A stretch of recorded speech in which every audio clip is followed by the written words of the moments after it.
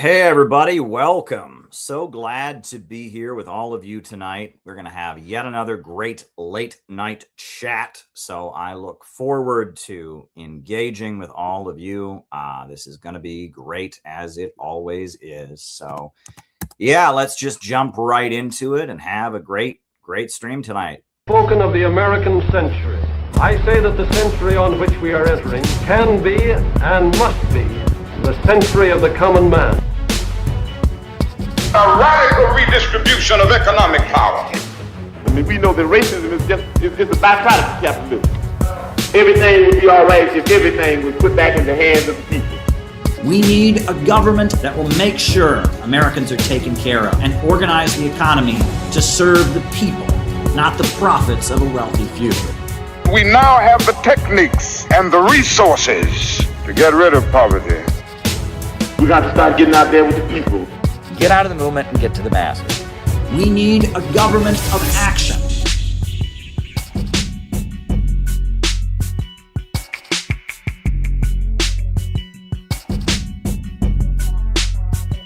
Welcome, everyone. So good to be here with all of you. We're going to have yet another great late night chat. Just a quick reminder of the format that we do here, the way we do things, is if you have a question, or what you need to do is you need to go to buymeacoffee.com/Caleb Maupin, or you can send a super chat, or you can do a Rumble rant on the Rumble. But the way it works is I talk about what it is I'm planning to talk about. I do my opening remarks. Then from there, we do a roll call where I call you all out as I see you. We find out who's on the other side of the camera. And then it's after that, in the second half of the program, that I answer questions that people may have. So if there's something you would like me to touch on in the second half of the show, the thing to do is to go to buymeacoffee.com/Caleb Maupin and send the question. Or if you would like, you can do a super chat on YouTube because we are monetized, or you can do a Rumble rant on the Rumble. There are different ways. You could cash at me. There are different ways to do it, but send questions for the second half of the show. That's always fun. Now, in terms of announcements, we have the big announcement, which is the Center for Political Innovation's National Convention is approaching, and it's in Chicago, August 15th. That is a Saturday, and it's going to be very, very exciting. And I hope that you will join us. The registration link is down below. We're having our national 7-day training program at the same time in Chicago. So people are going to be in town for the training program. We're having our national convention August 15th. And we're doing a lot of fun stuff. So if you'd like to come to the national 7-day training program, you can register for that. If you'd like to come to the convention, please register for that. And yeah, it's going to be good. And that's what the Center for Political Innovation, which is the anti-imperialist organization that these live streams are all about. This is what it's all about. So yeah, keep in mind, we're here to build a movement. And what this country urgently needs is a movement. So on that note, we will get started with tonight's broadcast. But just one more time, I'll remind you, the format is first I give my opening remarks, then we do the roll call, and then I answer your questions for the remainder of the show. So if you have a question, buymeacoffee.com/Caleb Maupin, or a super chat or a Rumble rant, however you want to send it, but get me talking in the second half of the show. All right. Well, I thought tonight, before we get into all the politics and geopolitics and ideology and all the exciting stuff we're going to talk about, I would bring on a quotation that I find to be very inspiring.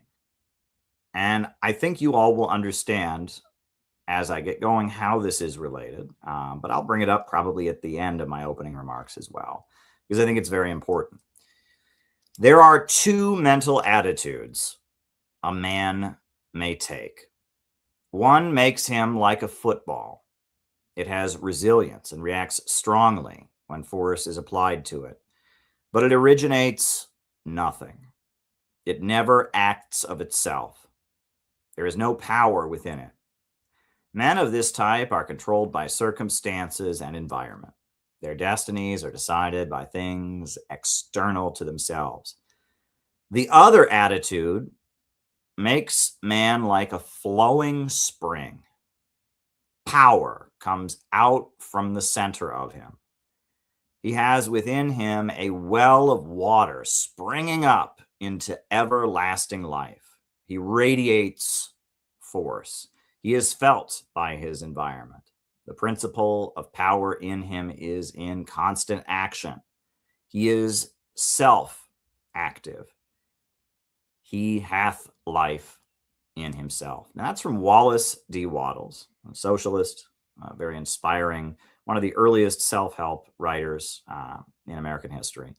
And he emphasized taking control of one's life and deciding what one is going to do, and not just going with the flow and living your life like a football, being bounced around by the powers that be of this world, but rather finding the energy and power within yourself and making big decisions. I find that to be very inspiring. But anyway, tonight we're going to talk about international events primarily, because politics right now in the world and in America is a complete and utter disaster. I mean, we're in a war with Iran that we never should have been in. It's an awful, awful war with Iran. And it's threatening to drive the world economy to an even worse situation. The Strait of Hormuz is closed. And if our oil reserves here in America run out, as they are expected to in August, the U.S. economy is going to scream like more and more. And it's a disaster. And right now, the Iranian people are in the process of mourning and burying the supreme leader, Khamenei, who was killed on February 28th by a completely unprovoked, vicious, brutal assassination by the U.S. government. And they're mourning the hundreds of people who've been killed by bombs from the United States on their country. And the Strait of Hormuz is closed. And the memorandum of understanding that indicated that the war might be coming to its conclusion has been forgotten, ripped up. Things aren't good. So we need to just briefly explain why this war in Iran is happening. The war in Iran is happening because in 1979, Iran broke out of the domination of Wall Street and London. They had a popular revolution and they toppled a brutal dictator backed by the United States. And the state that came out of the popular revolution in Iran utilized Iran's oil resources for independent economic development. After the Islamic Revolution, Khomeini, the founder of the Islamic Revolution, launched a construction jihad, he called it, where they just mobilized to build up the country. And they built hospitals all over the country, and they had literacy campaigns to teach people in the countryside how to read. And Iran built itself up as an independent country on the basis of an anti-imperialist revolution. Now, not a Marxist revolution. They made very clear they did not believe in Marxism, but they also didn't believe in capitalism or the Western system either. They called it not capitalism, but Islam, war of poverty against wealth, etc. And that was the Islamic Revolution. And right up to today, Iran is a center of resistance to Israel and resistance to the United States. All throughout the region, you have revolutionary movements that are inspired by the Islamic Revolution of Iran. You've got in Yemen, the Ansar Allah movement. U.S. media calls them the Houthis. And, you know, we've written about them, educated people about them, people from the mountainous regions of Yemen who have built a revolutionary movement to try and rescue their country from the domination of Wall Street and imperialism. You've got Hezbollah in Lebanon. Hezbollah was formed as a self-defense organization when Israel invaded Lebanon during the 1980s. The various militias were formed, and they eventually merged into what is now Hezbollah. They started out as armed anti-Israel militias fighting and trying to repel the Israeli invasion, and eventually they merged into what is now a large political force in Lebanon, probably the biggest political force in Lebanon, which is Hezbollah. And that Iran sits at the center of a movement of resistance to Israel. And there are groups, you know, that have power in Iraq and regions in Iraq that are controlled by Shia organizations that are opposing Iran and opposing the U.S. military presence in their country. And Iran is a center of resistance to Wall Street in London. And now Israel is trying to destroy them in order to leverage their position in the region and to weaken their opposition, because Iran has given support to the Palestinians, because Iran has given support to the people of Yemen and the people of Lebanon, and because Iran is an independent source of economic development and is the center of what they call the axis of resistance. Israel is desperate to destroy them. And there was absolutely no provocation or justification for this war against Iran. February 28th, there was no situation. Iran was not moving toward getting a nuclear weapon. And the nuclear issue regarding Iran is bullshit. And let's just be clear about that. Iran has signed the Nuclear Non-Proliferation Treaty, which Israel has not signed. Israel has hundreds of nuclear weapons, and the world knows this. The USA doesn't officially acknowledge it, but the world knows that Israel has hundreds of nuclear weapons. And there's even emails from Colin Powell. I confronted the U.S. State Department about this when I was reporting from Washington, D.C. This was in 2016. I had this exchange over the issue of Israeli nuclear weapons with John Kirby, who was the State Department spokesperson at the time. So an email has recently come to light, an exchange between Jeffrey Leeds and former Secretary of State Colin Powell, in which he acknowledges that Israel has, quote, he says 200 nuclear weapons. And the Nuclear Non-Proliferation Treaty has not been signed by Israel. Under U.S. law, the United States should cut off support to Israel because it's a nuclear power that has not signed the Nuclear Non-Proliferation Treaty, according to Colin Powell, correct? Shouldn't you ask Colin Powell that? I'm not going to speak to this particular traffic, and I'm certainly So not you're saying going to Israel discuss. doesn't have nuclear weapons? I'm certainly not going to discuss matters of intelligence from the podium, and I'm not. I have no comment on that. Okay, well, the email says the boys in Tehran know Israel has 200, all we targeted on Tehran, and we have thousands. I mean, that seems to indicate that there's a knowledge of an Israeli nuclear program, which would make U.S. aid to Israel illegal. I think I've answered your question. Okay, well, let me ask, is that, do I have the correct understanding of U.S. law that we're not allowed to support a nuclear power that has not signed the Nuclear Non-Proliferation Treaty? Look, we obviously support the Nuclear Non-Proliferation Treaty. I'm not a legal expert on all the tenets of it, and I'm certainly not going to speak about the details that you've revealed here in this email traffic. That would be inappropriate for me to discuss one way or the other. I'm not going to do it. There are sanctions imposed on North Korea in response to their nuclear proliferation. There were sanctions put on Iran in response to allegations of nuclear proliferation. And now we have this email from Colin Powell saying that Israel has 200 nuclear weapons. Why is Israel not facing any consequence for this? That's a very colorful way of getting back to the same question you just asked me. But I'm going to refer you back to the transcript when you see it this afternoon to what I said before to your question. Saeed? You're familiar with this email, right? I'm not. Oh. I have not seen it. I can't speak to the email, and frankly, even if I'd seen it, sir, I wouldn't engage in that kind of a discussion from the podium. Yeah. Israel has stockpiles of nuclear weapons. Iran does not have nuclear weapons. Iran has what they are allowed to have under the Nuclear Non-Proliferation Treaty, which is a peaceful nuclear energy program. And every site is monitored by the International Atomic Energy Agency, and they have never been found in violation of their obligations. But if that wasn't enough, in 2015, they signed a nuclear deal with the United States. And in that nuclear deal, the USA acknowledged in writing that they have the right to peaceful nuclear energy. And in exchange for that, Iran gave up almost all of its peaceful nuclear energy power plants that they have the right to have. And after Iran made those huge concessions to the United States and gave up almost all of its peaceful nuclear energy program, the response of the United States was to break the agreement, to murder Iran's national hero at the time, Qasem Soleimani, the leader of the Islamic Revolutionary Guards, impose more sanctions on Iran. And at that point, the USA then withdrew from the agreement.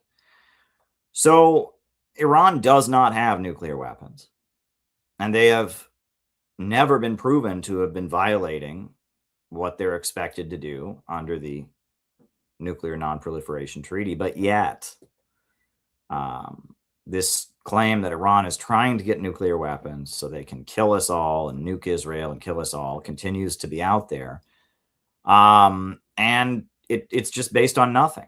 And there was no move that Iran took towards developing nuclear weapons, towards expanding their peaceful nuclear energy program. There was nothing that justified the February 28th attack. The only reason the USA attacked Iran on February 28th was because Israel wanted it. It was in Israel's interest. Now, there was a section of the American state that was cooperating with Israel, and I'm sure this was planned, right? It's not like Israel just demanded it on the spot and it wasn't expected. But to pretend that the USA is fighting for the security of the American people in Iran, that is not the case. To pretend that America is fighting to protect the human rights of Iranians, that's not the case. To pretend that the USA is fighting terrorism by attacking Iran, that is not the case. This war is being fought to protect the monopoly of Wall Street oil companies. Iran is a competitor with Wall Street on the international markets, and every barrel of oil they sell is a barrel of oil that was not purchased from ExxonMobil, BP, Shell, and Chevron. And Iran is an independent country that has broken out of the grip of the big monopolies and banks that dominate the Western world. If you look at the map of the Middle East, the borders that were drawn up were not drawn up based on the feelings of the people. They were drawn up by something called the Sykes-Picot Agreement.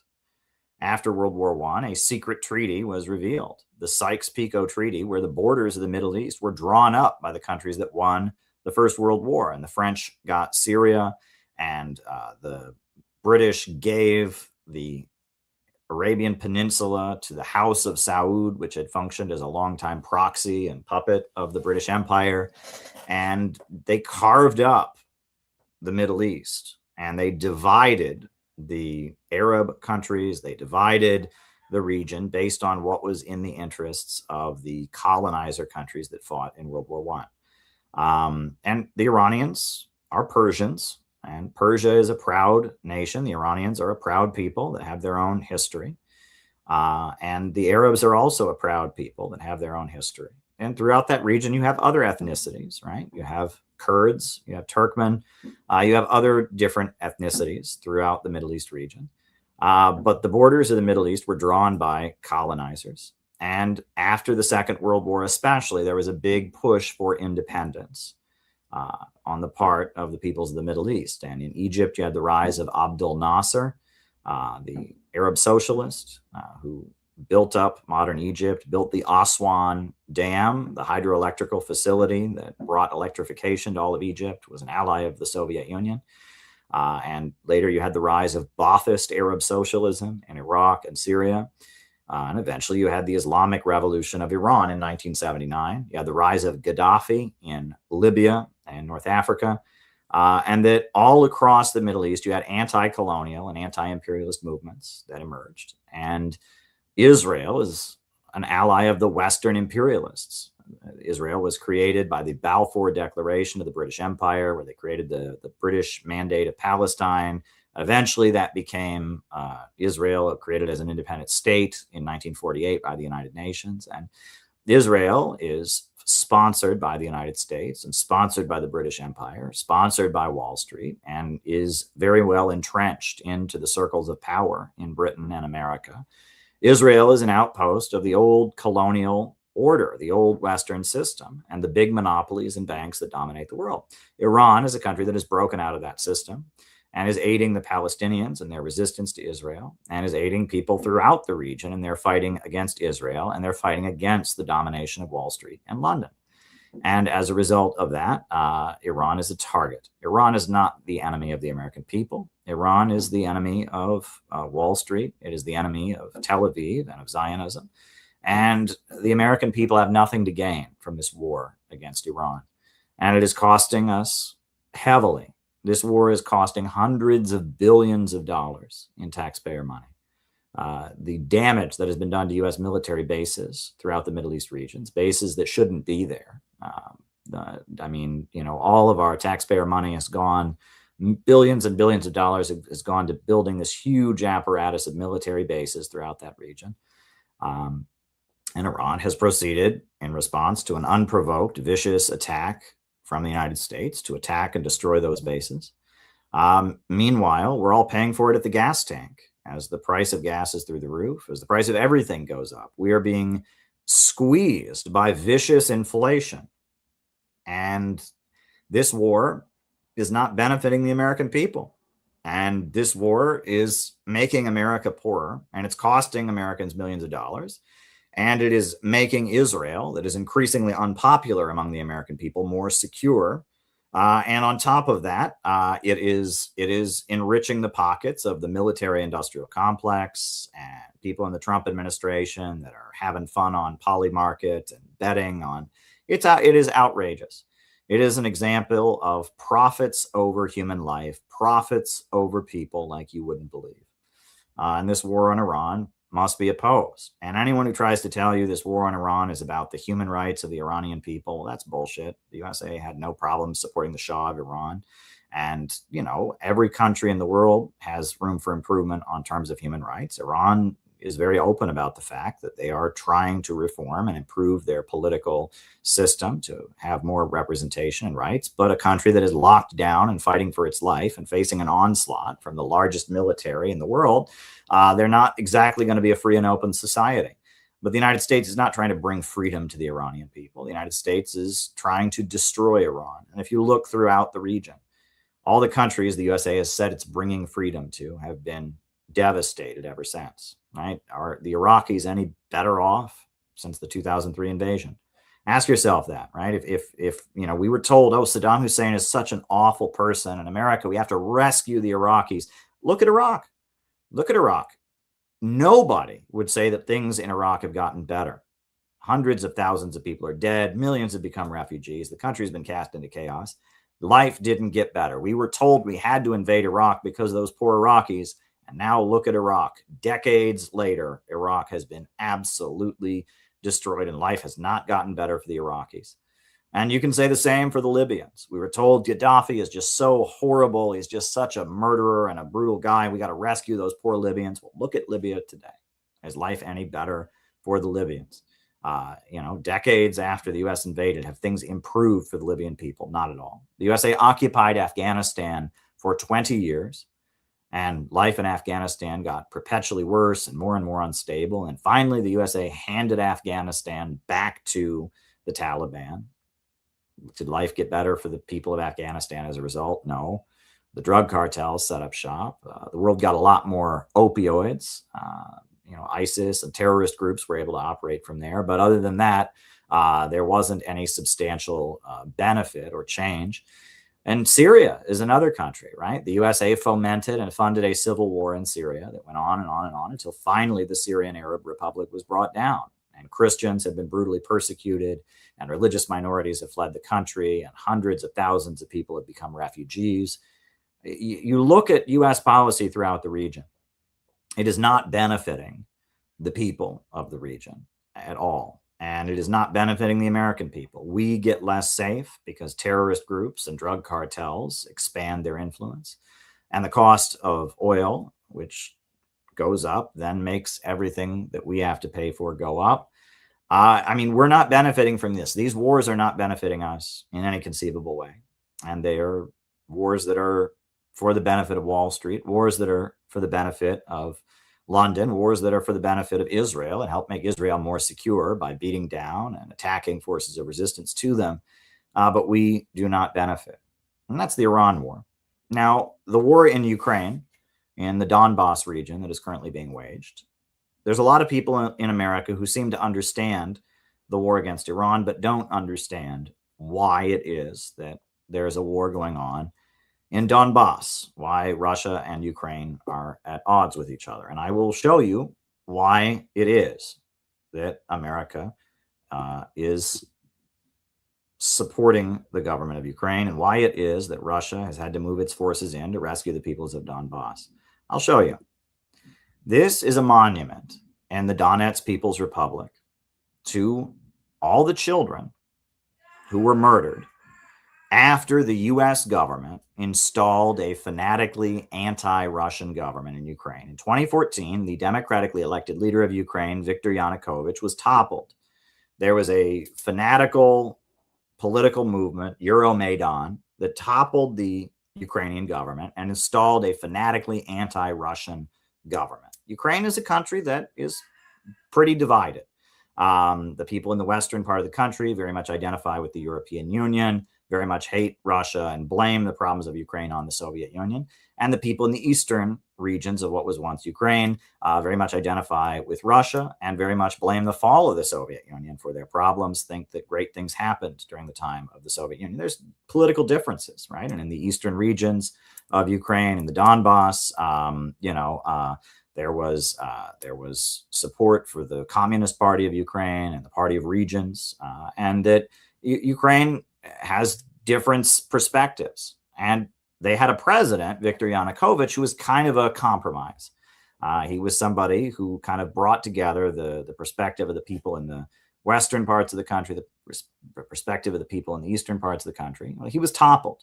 The USA installed a fanatically anti-Russia government in Kiev in 2014 in the Euromaidan coup. And the main fighting force on the streets of Ukraine in order to bring the fanatically anti-Russian government to power and overturn the democratic electoral system of Ukraine, the main fighting forces were neo-Nazis, right? People that admire Hitler, ultra-nationalists. And after they took power, they proceeded to tear down all the World War II memorials. They proceeded to honor a Nazi collaborator and a participant in the Holocaust named I don't even remember his name. It's escaping me. But honoring the Nazi collaborating wing of Ukrainian nationalism, and that movement in Ukraine that took power, that hates Russia, began persecuting the people in Ukraine who have different views. And they started giving people tickets for speaking the Russian language. And the people in the Donbass region declared independence. They didn't recognize this fanatically anti-Russian government that was imposed on them by the West. They didn't recognize them. And so the government in Kiev, backed by the United States, that was armed by the United States, started bombing them and killing them. And they bombed and they killed them, and they bombed and they killed them. Now, there was a treaty, an agreement that was signed called the Minsk Agreement.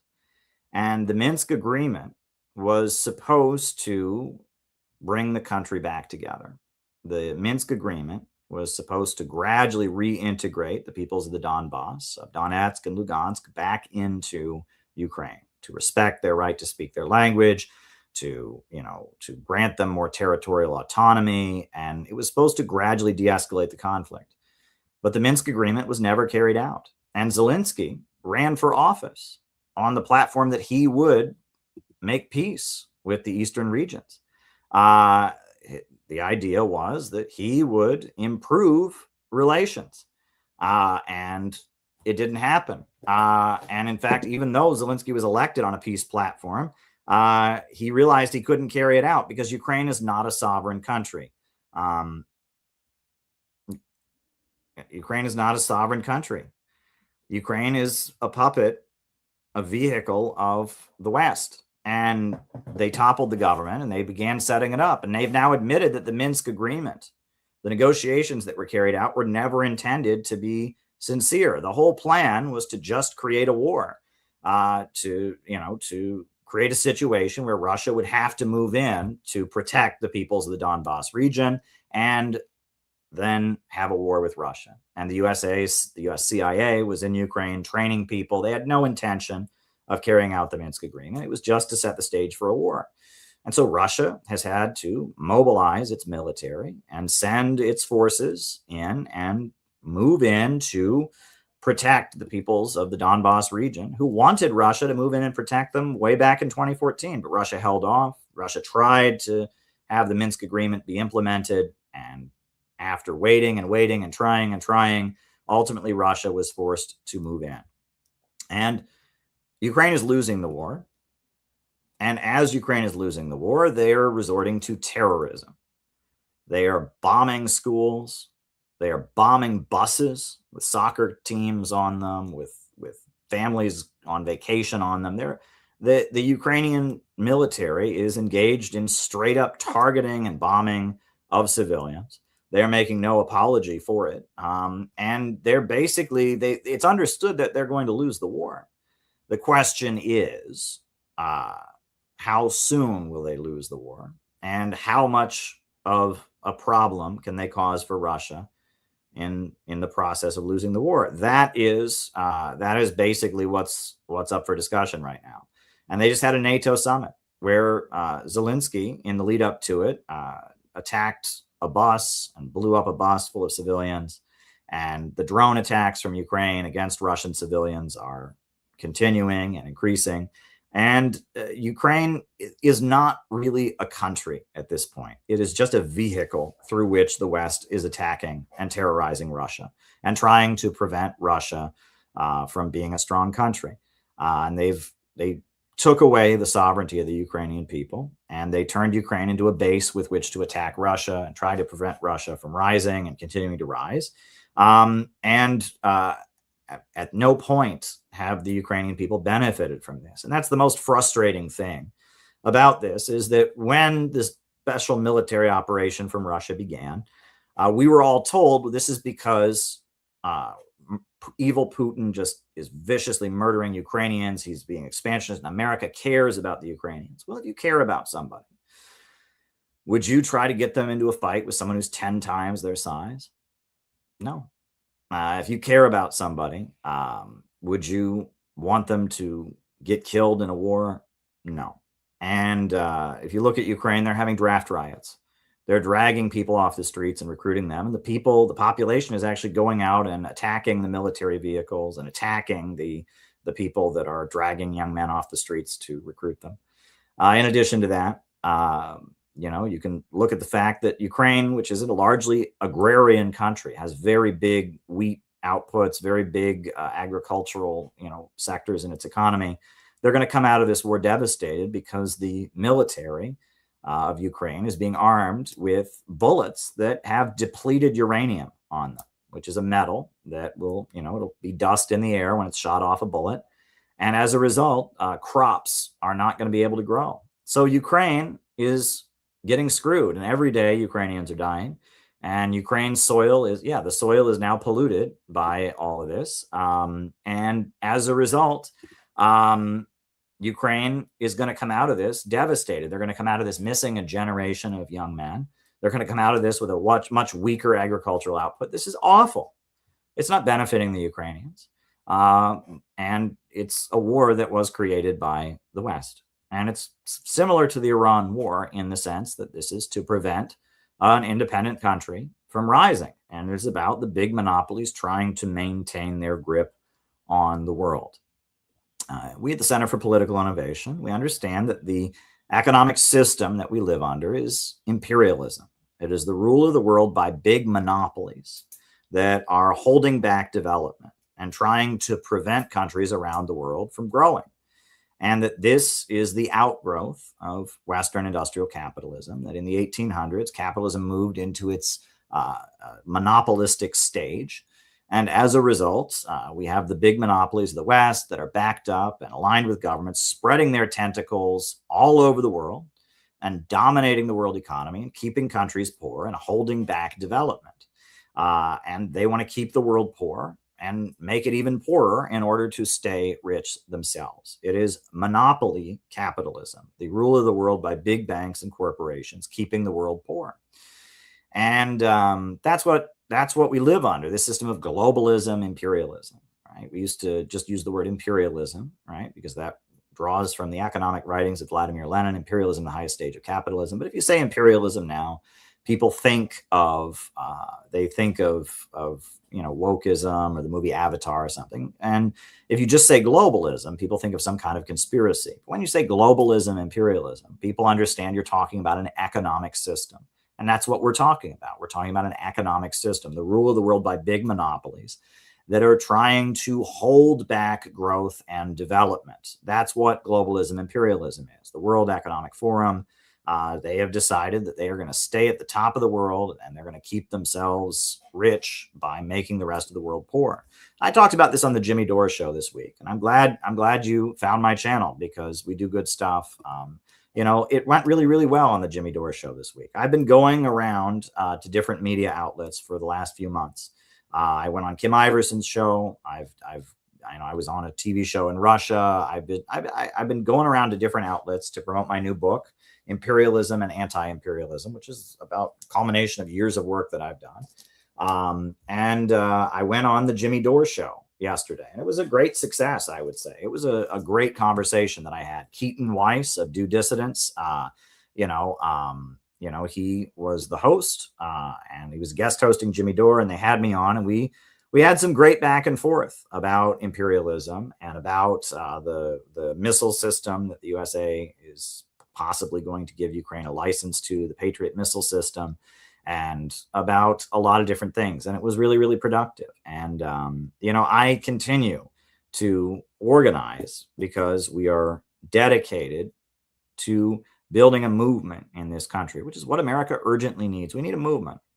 Imperialism has no future for the American people.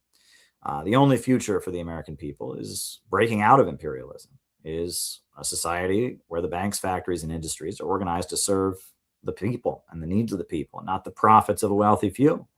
And that we're entering a long-term crisis right now because of the fact that human labor is now more productive than ever before. AI can do almost anything. AI can trade stocks better than humans can. AI can play chess better than humans can. And that human creativity has advanced greatly, and our ability to reinvent our environment and engage in technological innovation is rising. And that should be a good thing. We should have a society where technological advancement leads to a better life for all. Except we don't. We have a society where technological advancement leads to greater economic turmoil. This has been the problem of production organized for profit since the 1800s.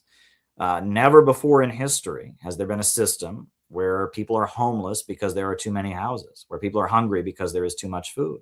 And I've explained this on here night after night after night, but it must be explained that there's the story of the coal miner's riddle. There's a little boy who says to his father, "Why is it so cold?" The father says, "Because I can't afford to buy any coal to heat the stove." Little boy says, why is it that you can't afford to buy any coal to heat the stove? And he says, "Because I lost my job at the coal mine. I've been laid off." And he says, "Why did you lose your job at the coal mine?" He says, "Because there is too much coal." That's the problem of capitalism, right? Poverty created by abundance. They're talking about self-driving cars could very well be in our future. Now with AI and technology, we can have cars that drive themselves. That should be great. That should be amazing. That should be a great thing. But in our highly irrational economic system, self-driving cars would lead to riots in the streets, mass unemployment, all the Uber drivers out of work, all the cab drivers and taxi drivers out of work, all the truck drivers out of work, all the traffic court employees and state highway patrolmen out of work. It would be a society-wide crisis if we switched to self-driving cars. It shouldn't be that way. We need a world where human technological advancement and innovation leads to more prosperity and abundance for all. That's what we need. But profits in command, the rule of the world by big monopolies, is not going to get it for us. And that's the situation that we're in. And ultimately, we need a government of action that will fight for working families. And we need a state that will organize the economy so that we invest in the source of all wealth in this world, which is human creative power. It is human beings that are the source of all wealth. It is with our labor power and with our creativity and with our brilliant ability to reinvent our relationship with nature. It's human beings that are the source of the wealth of this world. But right now we are governed by forces that don't view human beings as great and full of potential and assets. We instead view human beings as a problem, as an obnoxious horde to be managed, and that the imperialists, the monopolists, they believe in the doctrine of Malthusianism. They believe the problems of the world is that there is too much growth. They believe that human beings are a cancer on Mother Earth, and they believe that the economic problems are because there are too many people in the world, and they are figuring out various schemes to reboot the economy with degrowth methods, to create instability and to drive down the population and make us all poorer in order to make themselves wealthier, right? The only way they can stay at the top of the world is if they drive down living standards, drive down the population, and try to roll back the wheels of history.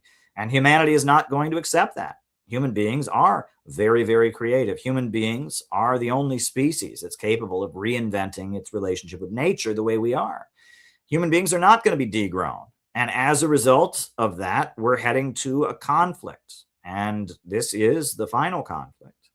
And the big monopolies that rule the world, Wall Street and London, the big bankers, they're going to have to accept the fact that there's going to be a multipolar world soon, a world where they are no longer in control, where they are going to have to trade with different countries. They're going to have to understand that there's going to be China in this world. There's going to be Russia in this world.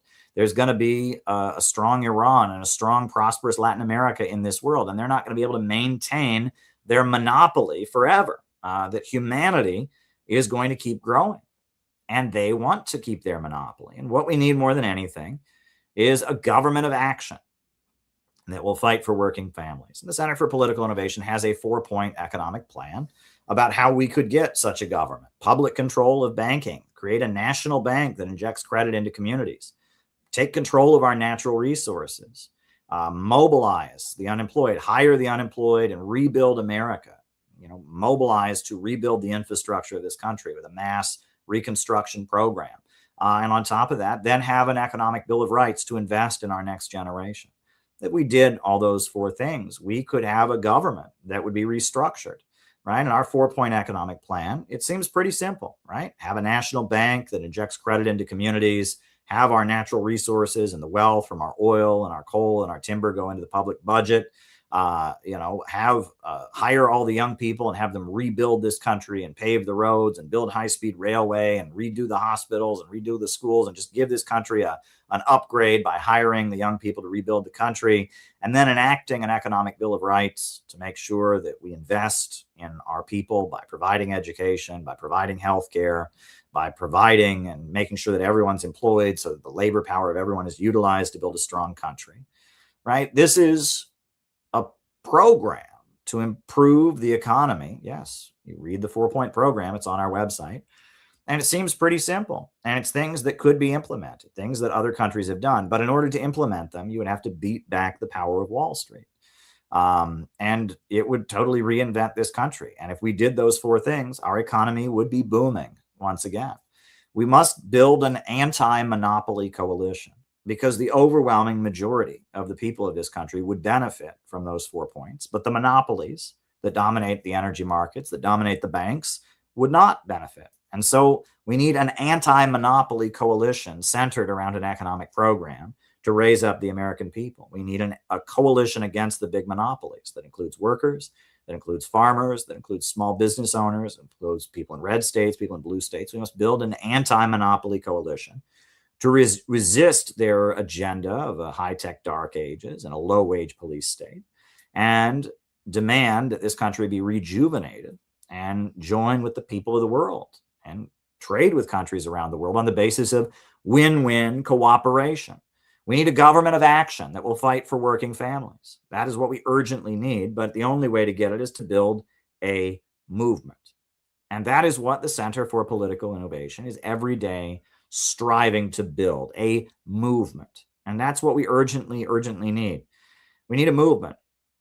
We're coming up on the elections in the midterms. And I'm looking at these midterm elections, and there are some people that I like, right? There are some people in the Democratic Party like Ro Khanna. Ro Khanna was just, arrested in Israel, and he's calling for a populist movement. He's a Democrat that I like. There are people in the Democratic Party who are opposed to supporting Ukraine. I think the woman who was nominated for Congress from the Bronx, was a DSA candidate. She doesn't want to send weapons to Ukraine, and she doesn't want hostility to Russia, and she wants health care for all. She seems good. There are people on the right that are Republicans, that are anti-Israel, that, believe in America first.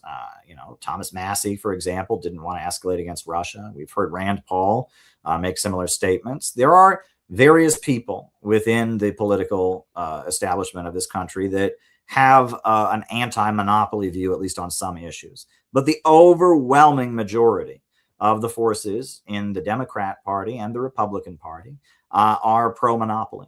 And it's 6 one way, half a dozen the other. Trump said he was going to end the wars. And I think there were some people asking in the chat about what my position on the 2024 elections were. And what I said, and I still maintain what I said, my position, was that Trump was running on a platform of he would end the wars and he would make peace with Russia, and that he would protect the American people from tech censorship, and he would not enforce the vicious cancel culture, etc.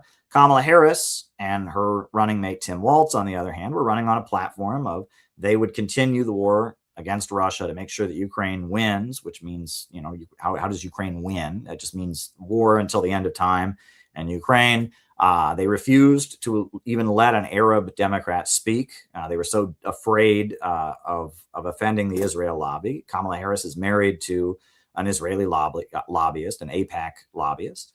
And Kamala Harris was running on a platform of continuing censorship. Tim Walz wanted more censorship, etc. So Trump was positioning himself as opposition to the establishment. Kamala Harris was positioning herself as defense of the establishment.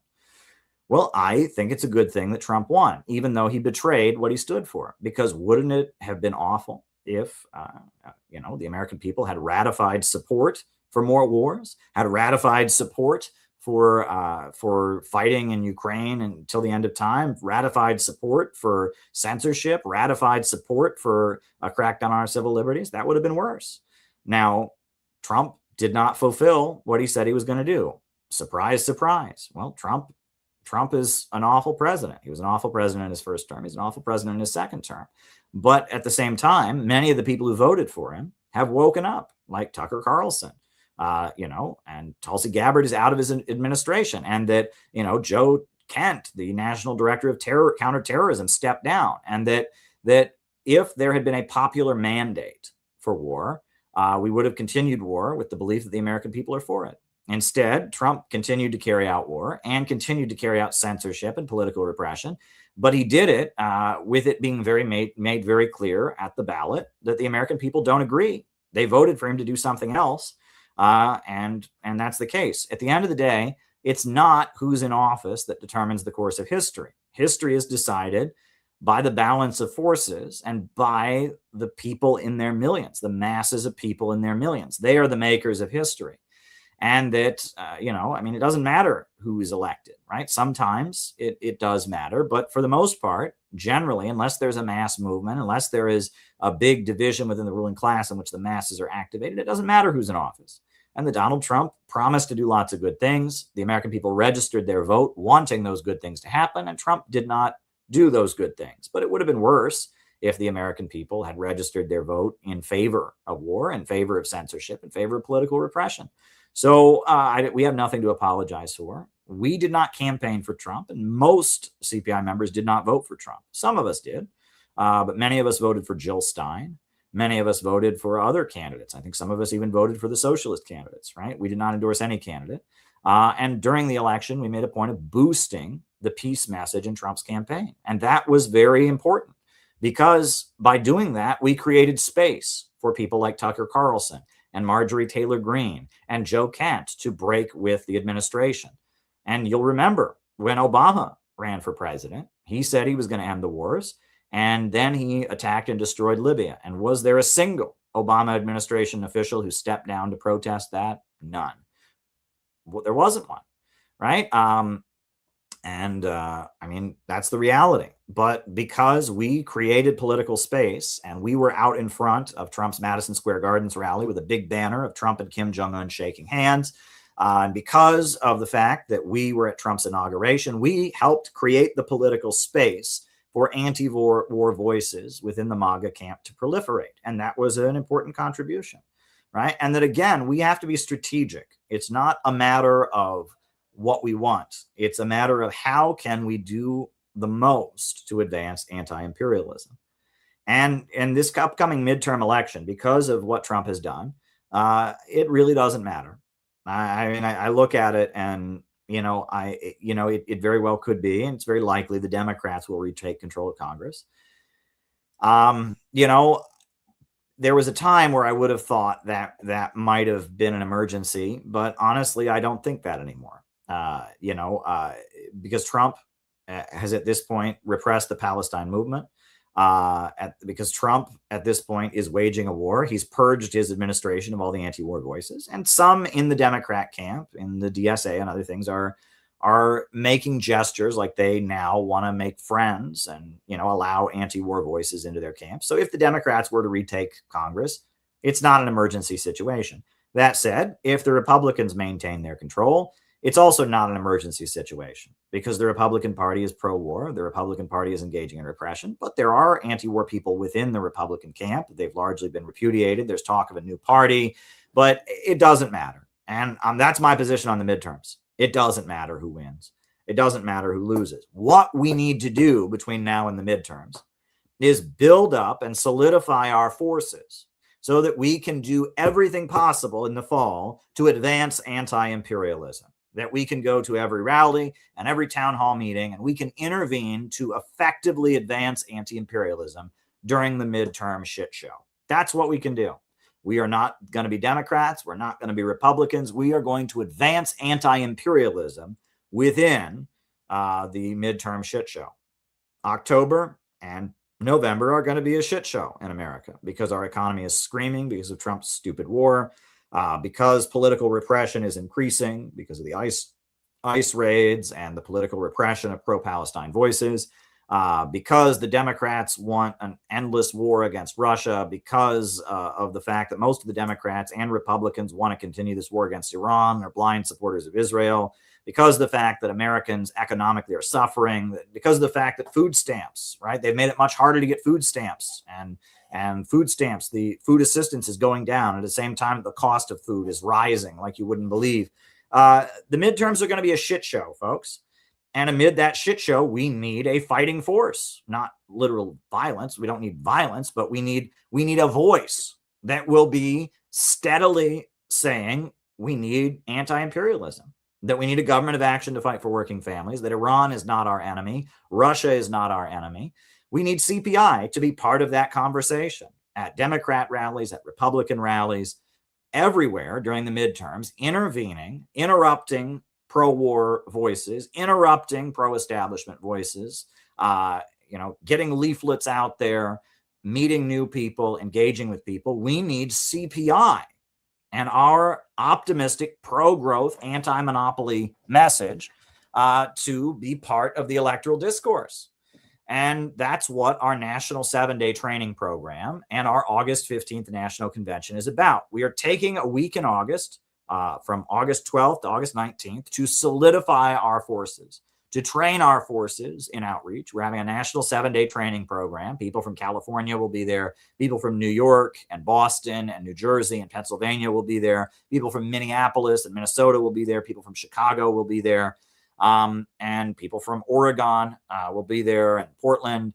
And we are going to take 7 days to train our members and solidify our organization so that going into the fall, we will be able to go in at full speed like an avalanche to advance anti-imperialism and to be the axis of resistance within the midterm shit show.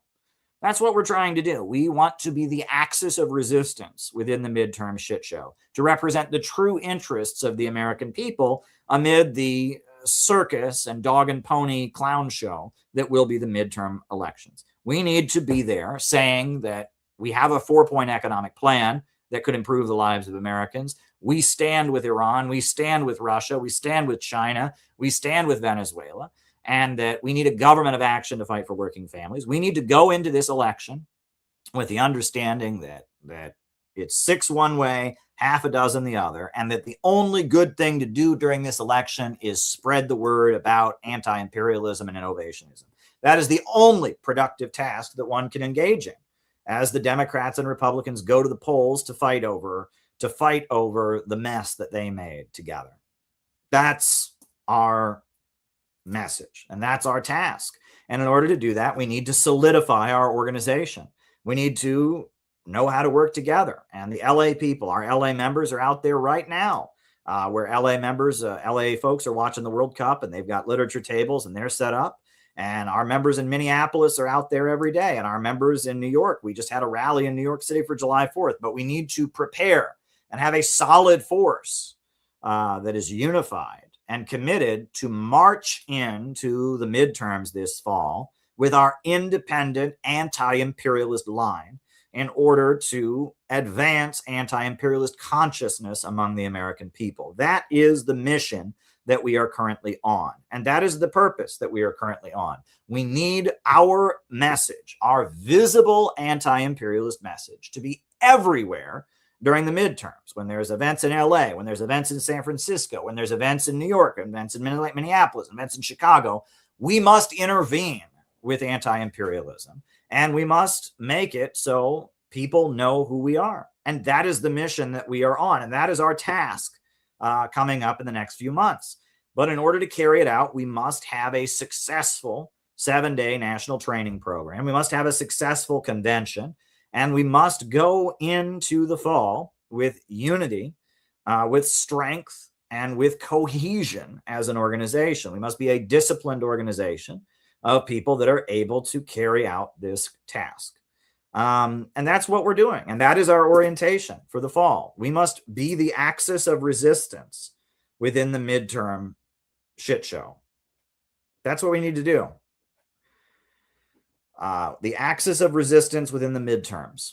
That's what we will be this fall. The axis of resistance within the midterms. That's what we will be. And we need your help in order to be that. Because no one else will do it. No one else will do it. I don't want to start listing other political forces and telling you about the goofy, stupid things that they're doing. That would not be prudent, right? To quote, I think, was it George Herbert Walker Bush would say, wouldn't be prudent, wouldn't be prudent. Well, I'm not going to go through all the other forces out there that say similar things to what we do, but will not be doing this. That's just not going to be a productive use of my time. And there are forces that we work with, like the Uhuru movement, that we came to their support, and we will be represented at their court hearing in Atlanta, Georgia, coming up on July 22nd. And there are other forces that have an agenda, that support the Union of Sahel States, or we're not completely alone. But no one's going to do what we're going to do and function as the axis of resistance within the midterms. No one's going to do that except CPI. And so we need your support.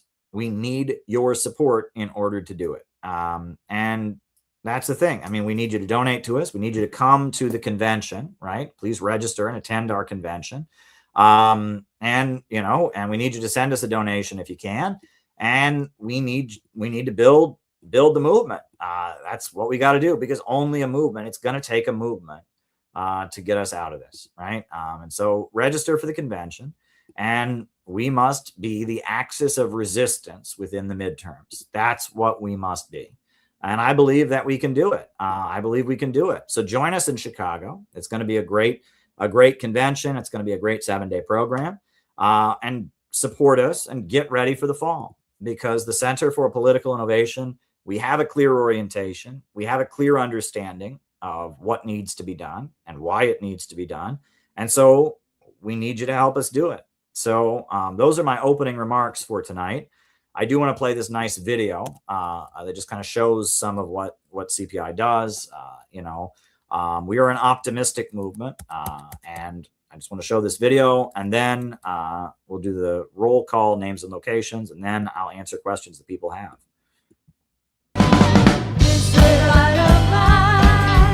I'm not very shy. Oh, this little light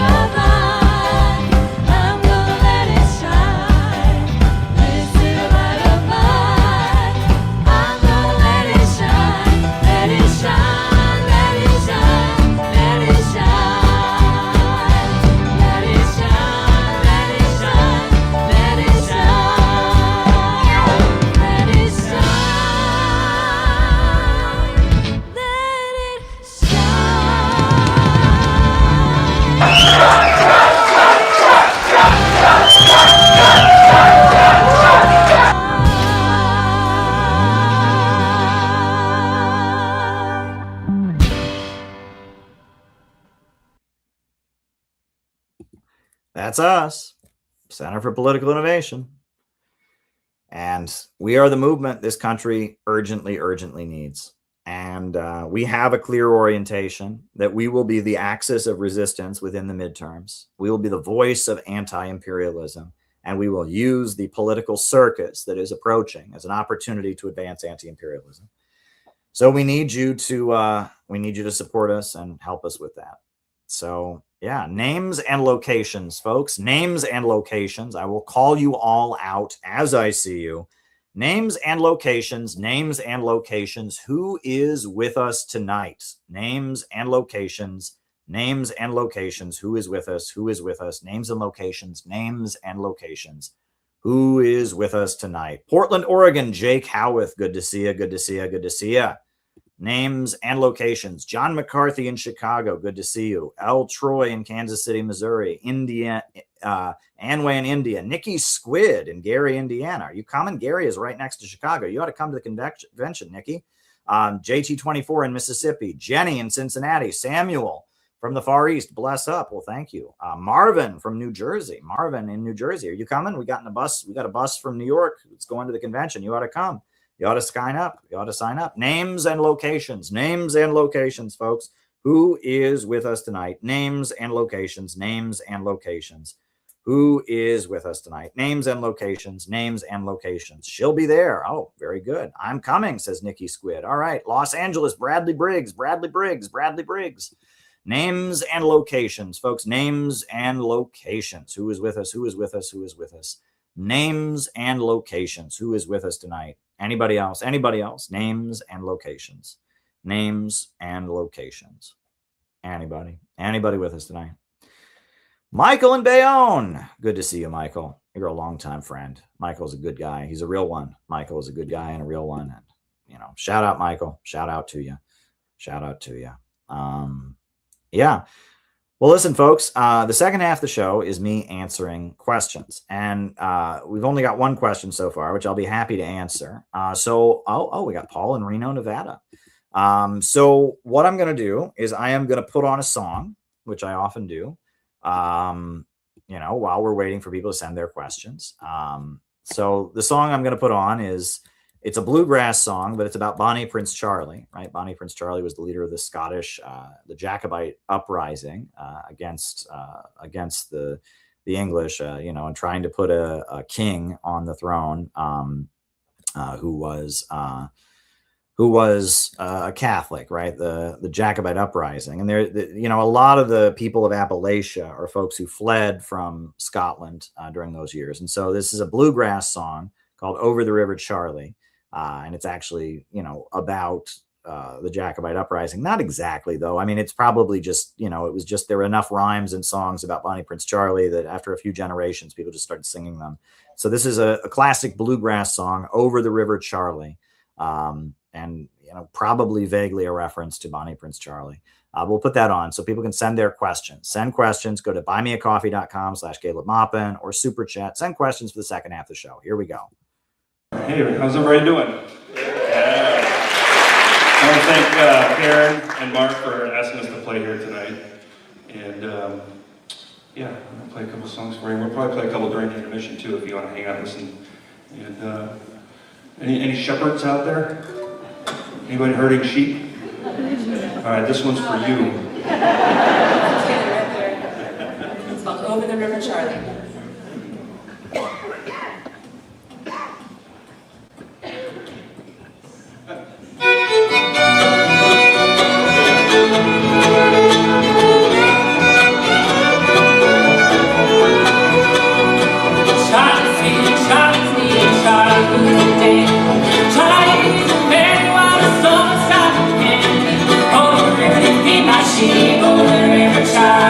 Over the river, feed my sheep, measure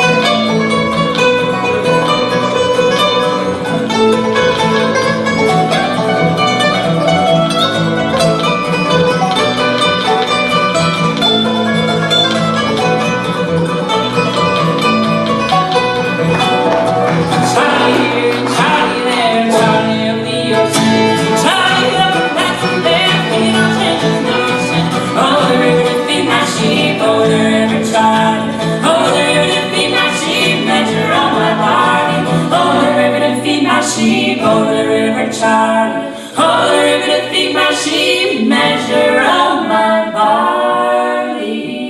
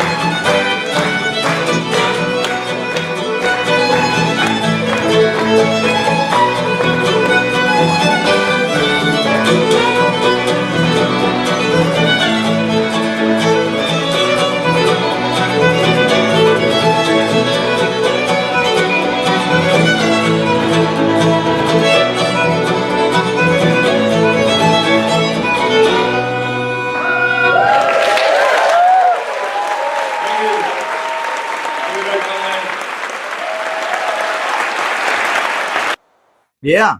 No, that's some classic American bluegrass music there. But yeah, I mean, a lot of things are going on that I could update you on here, but I do need people to send questions, because if not, the second half of the show might be a little bit short. But yeah, so send questions, Rumble Rants, Cash App. Best way to send them is go to buymeacoffee.com/Caleb Maupin, or you can do a super chat, and I will answer super chats. I'll do the super chat that came in here in a minute. But you know, my life, you know, as we get ready for our big gathering in August, I'm taking it day by day. Friday was a very, very productive day, I will say. On Friday, I did a WBAI interview. I did a 2 hour, or I guess hour and 20 minutes on the Jimmy Dore show, which was pretty cool. And then I did a long story for my job at RT. And the day before that, I covered the Tyler Robinson trial, the pretrial hearings. The guy accused of killing Charlie Kirk has a pretrial hearings that are going on. And I covered them for my job at RT. So I guess I'll show you the story I did on RT about the pretrial hearings for Charlie Kirk, which is kind of amazing to see. You know, Charlie Kirk is dead, but the guy accused of killing him, Tyler Robinson, there's like, you know, basic police work was not done. So this is my report from Thursday that I did on the Tyler Robinson pretrial hearings about the killing of Charlie Kirk. Prosecution accuses Tyler Robinson of shooting Kirk at an event in Utah last year. However, some of the details emerging with the evidence are raising more questions than answers. RT's Caleb Maupin brings us the story. Should have been an open and shut case. That video of Charlie Kirk being gunned down as he spoke outside on a college campus has haunted the nation.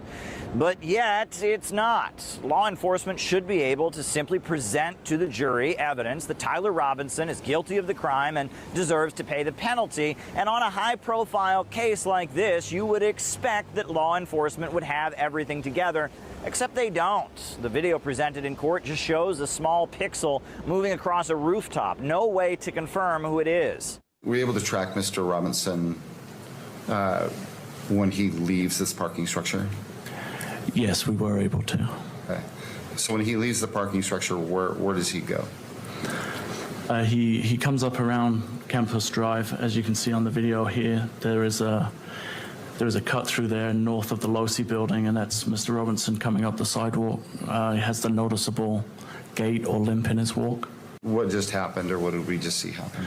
The individual actually kind of rolls over the railing onto the roof of the Losi building. All right. Can you still see that individual?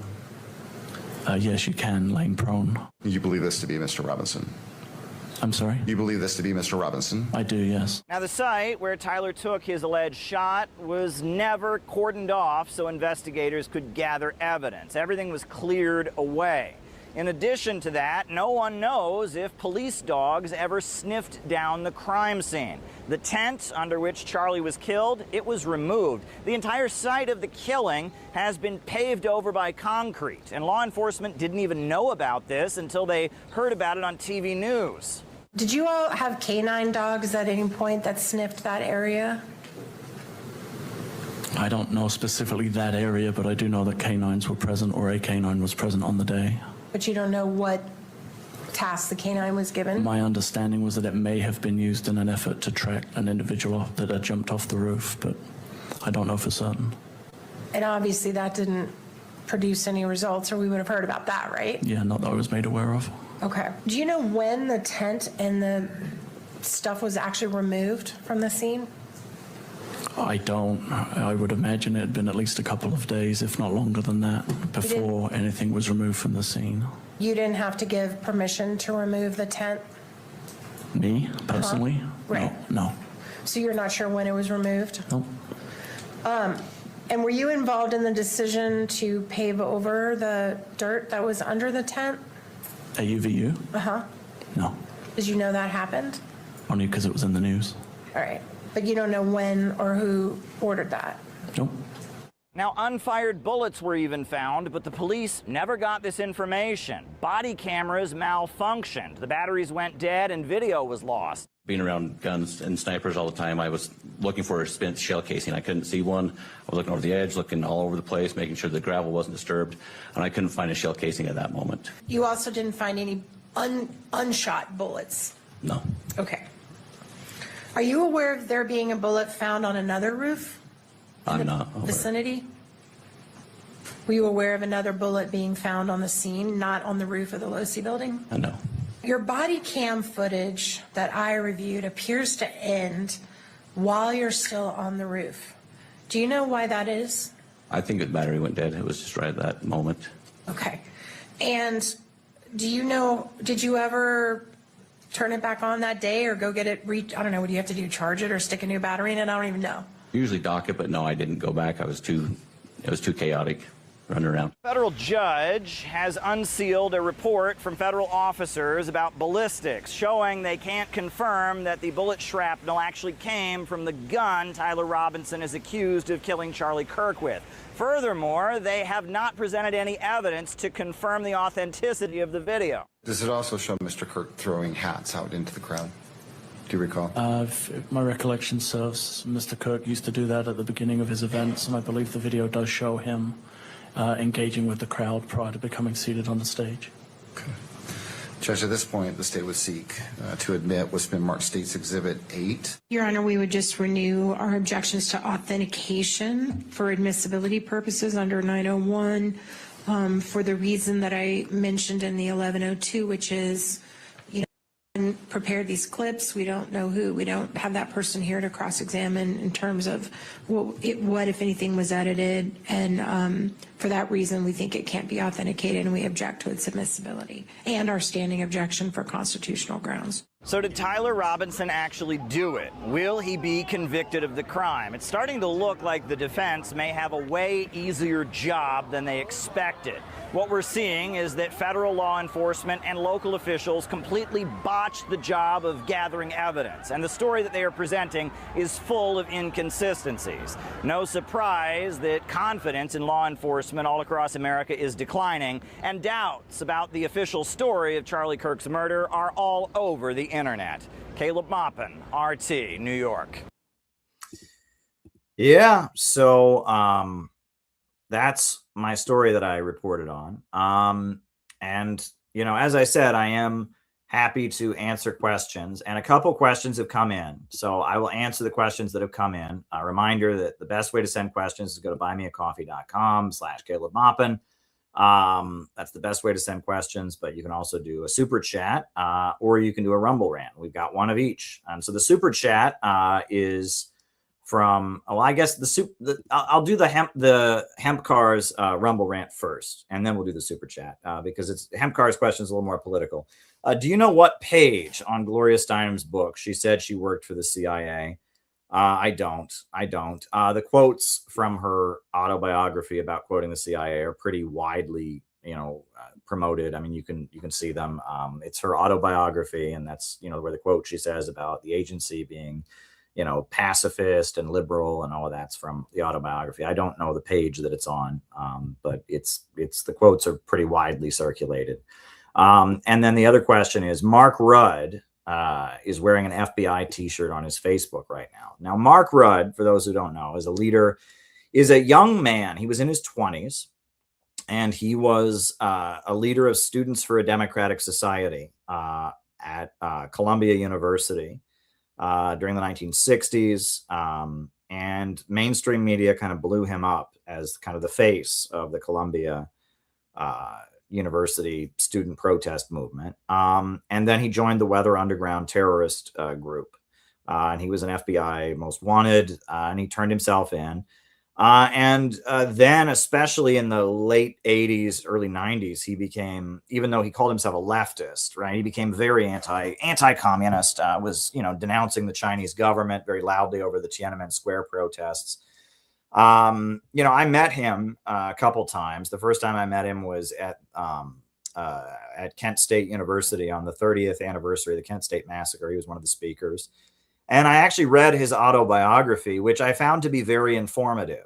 There are many memoirs written by former Weather Underground terrorists that are pretty lacking in information. Bill Ayers, for example, he wrote a book called Fugitive Days he's trying to be poetic, but there's very little information in it. Whereas Mark Rudd's autobiography, I think it's called like Underground or Outlaw or something like that. I read it. It has a lot of information in it. And he talks about the differences. I mean, he talks about the new communist movement and the Weather Underground and Clayton Van Lydegraf and the Prairie Fire Organizing Committee. And I mean, he lays out his views pretty clearly. The main thing about Mark Rudd is that while he was an anti-imperialist, he never was really solidly in support of the anti-imperialist countries. And as the late Cold War got going, and the anti-imperialist countries like China and the Soviet Union started disagreeing with each other a lot more. And I mean, he wasn't loyal to them. He was alienated from U.S. society, and he joined the protest movement in the 1960s. And he's from a millionaire family, a very, very wealthy young man.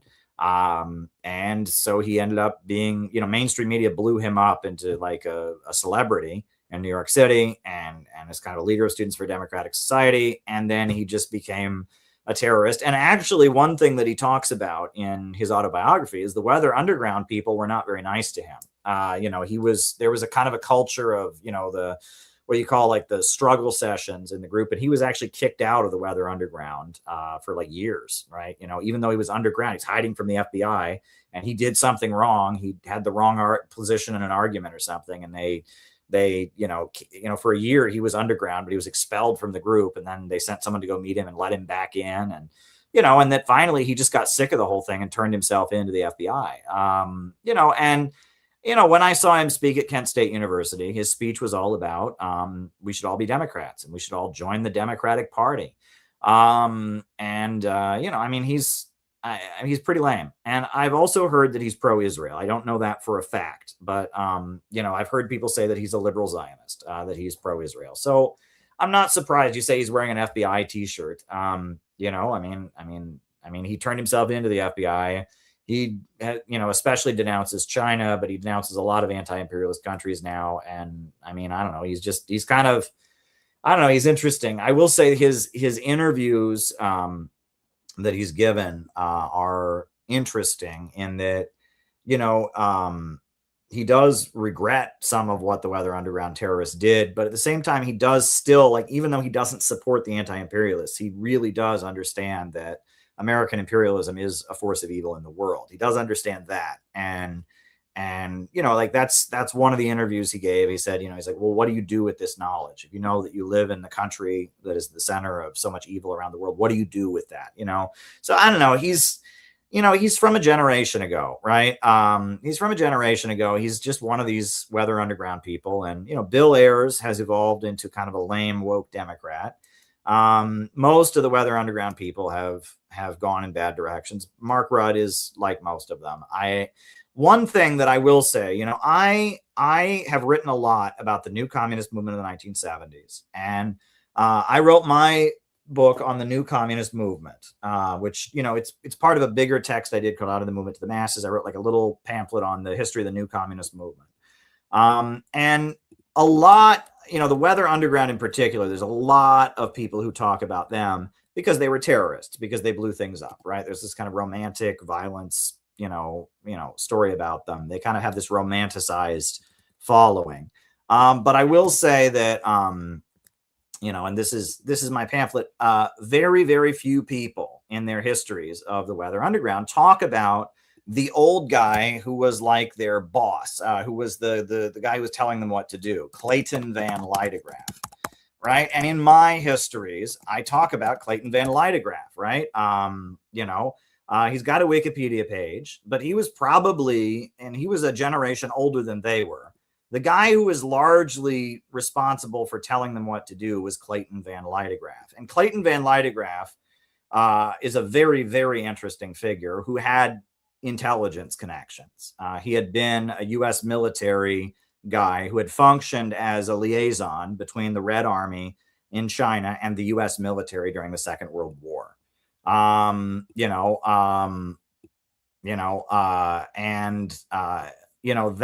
That is very interesting.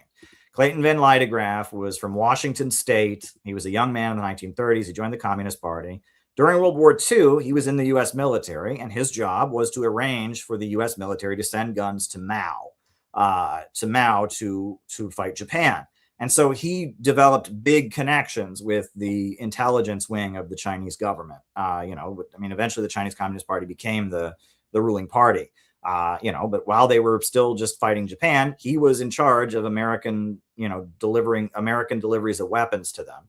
And after the Second World War, he was a McCarthy, he was, witch hunted as a communist in McCarthyism. He disappeared. It's alleged that he was an assassin in the Philippines and that he assassinated people for the communists in the Philippines. He denies that, but he wouldn't answer questions about it under oath. He just took the Fifth Amendment. And then later in the 60s and 70s, he was the guru for the Weather Underground. He is an important figure. And if you want to talk about deep state and intelligence and stuff that was going on there, Clayton Van Lydegraf and his story is very, very interesting. And that gets left out. Almost all the books about the Weather Underground, they just completely omit Clayton Van Lydegraf because, he wasn't young and he was old and he was a refrigerator repairman, basically. That was his day job. He was a refrigerator repairman and he knew how to make bombs because he'd been trained. He was delivering weapons to the Red Army and he'd been trained by the U.S. military how to make explosives. And he's the one who broke Timothy Leary out of jail. The story is that, the Weather Underground got paid by the Brotherhood of Eternal Love, which was the LSD drug dealer gang, to break Timothy Leary, the drug guru, out of jail. And Clayton Van Lydegraf hated Timothy Leary and thought drug use was decadent, but he was in the Weather Underground. And so he broke him out of jail. And there's a story that Clayton Van Lydegraf, he was the one who actually broke Timothy Leary out of jail. It's a whole crazy story. Clayton Van Lydegraf, that is an aspect of the story of the Prairie Fire Organizing Committee and the Weather Underground that doesn't get touched on in any of the official histories. And also Clayton Van Lydegraf was a spook. I mean, he had connections to China. He had connections to American government intelligence. He had been, in charge of delivering weapons to Chinese communists during World War II. And he was a boomer. He was an older guy from the World War II generation. And his role in all of this, he's the guy who probably wrote the Prairie Fire Manifesto of the Weathermen. He's a very interesting character. And he eventually broke away from the Weather Underground and tried to blow up the home of a state senator in California, and was caught trying to blow up the home of an elected official. And he only served 2 years in jail, which is sketch as hell. I don't know how that happened. And, and then he served, and after he got out of jail, he volunteered on Indian reservations for the rest of his life. I mean, he's a very strange character, very, very, very strange character, Clayton Van Lydegraf. The more you look into him, the more you ask what in the world was going on with the Weathermen, right? Because, and they all turned themselves in right as Jimmy Carter was leaving office because, under the Reagan administration, they wouldn't have gotten clemency. And they all turned themselves in, and most of them didn't do any jail time. Now, Clayton Van Lydegraf, he let his break away from the Weathermen, and then he got caught, and he did 2 years in jail. But you think 2 years in jail is a pretty small sentence for trying to blow up the home of an elected official. That's a little sketch. Like, how do you get a 2-year sentence for something like that? Well, maybe it's because you used to be U.S. military intelligence and that there is something deeper going on. And yeah, sus as F, right? That is Yeah, I'm sorry. Yeah, World War II generation isn't boomer. He's greatest generation. You're right. I apologize. But yeah, he's something was going on there, right? And there's more to the Weatherman story than just, oh, these idealistic young people decided to be violent. Well, no, they were all the children of millionaires, many of them the children of like state senators and elected officials and stuff. And it was a very small group. There were never more than 30 or 40 of them in the bombing group. And yeah, there's something's going on there. That's all I can say. I mean, there's more to the story than simply oh, these idealistic young people who became communists or whatever. No. And I will say the NCM, the New Communist Movement, was formed in opposition to the Weather Underground. And Fred Hampton denounced them. And Fred Hampton was killed by the FBI, or by the Chicago police and the FBI shortly after he denounced them, right? The Weather Underground did their Days of Rage. And at their Days of Rage, it was kind of a crazy left adventurist attack on downtown Chicago. And Fred Hampton gave an interview opposing it and embracing Revolutionary Youth Movement 2, which is the basis for the party builders, the RU and the October League and all of that. I find all that history to be interesting. This YouTube channel has a lot of slideshows on the history of the New Communist Movement. So check that out or read my book. But I talk about that. And then I guess Hempcar had a follow-up. Why do you call the Weather Underground terrorist? They targeted buildings and police cars and made sure no one was there. Did they kill a student in Madison by accident? Okay, now I'll answer that. Okay, so first thing you're asking, did they kill anybody? They claim they didn't. Now, for legal reasons, they may just have to say that. I don't know. It could be that they actually killed no one. It could be that their lawyers have advised them to say that. It doesn't matter, right? The FBI killed loads of people. There were many Black liberation activists who were killed, were framed up. Geronimo Pratt spent decades in prison. Fred Hampton was murdered. Mark Clark was murdered. Is it possible they actually did kill somebody? It is possible. And there are a couple deaths that people say they did. I can't, they maintain they didn't do them. And they claim they never actually killed anybody. There are a couple deaths, like there's the one that you mentioned in Wisconsin. There was one in Chicago, right? There was a policeman's home that was bombed. There's a couple deaths that people attribute to them. They say they didn't do it. You have to remember, another thing that's fascinating is apparently in 1969 and 1970, there was an average of 3 political bombings a day. So all kinds of people were blowing all kinds of things up back then. It's wild. I knew somebody years ago who grew up near Columbia University, and the International Studies Department of Columbia University is run by the CIA. And he said, he was a teenager during those years. And it was almost like clockwork, once a week, boom, someone would blow up the Columbia University thing. It was just routine. Also, back then, you could buy dynamite at a hardware store, right? It's crazy, but it used to be. In America, there was almost no gun control and there was almost no explosive control, right? It used to be that, because dynamite was used by farmers to blow up the stumps of trees, right? Tree stumps in the field. Right. And dynamite was considered, you could buy sticks of dynamite at a hardware store up into the 1970s. And so in the 1960s, people were losing their minds and drugs were all over the country. And there was a big division in the ruling class. And 1969 to 1970, bombs were just going off all across America. Right. And especially in, San Francisco, Bay Area and in New York City, political bombings were happening routinely. So they were not the only group that did that. So it's very possible that some of these bombings that are blamed on them that did kill people weren't done by them. They were done by other people. That's very, very possible. But I don't know if they killed anybody or not. And the American government killed a lot of people too. And so I just don't care. I don't think that they're romantic revolutionaries. And I think that they played a pretty negative role and that they hated the working class. That was the main defining position they had, was hating the working class.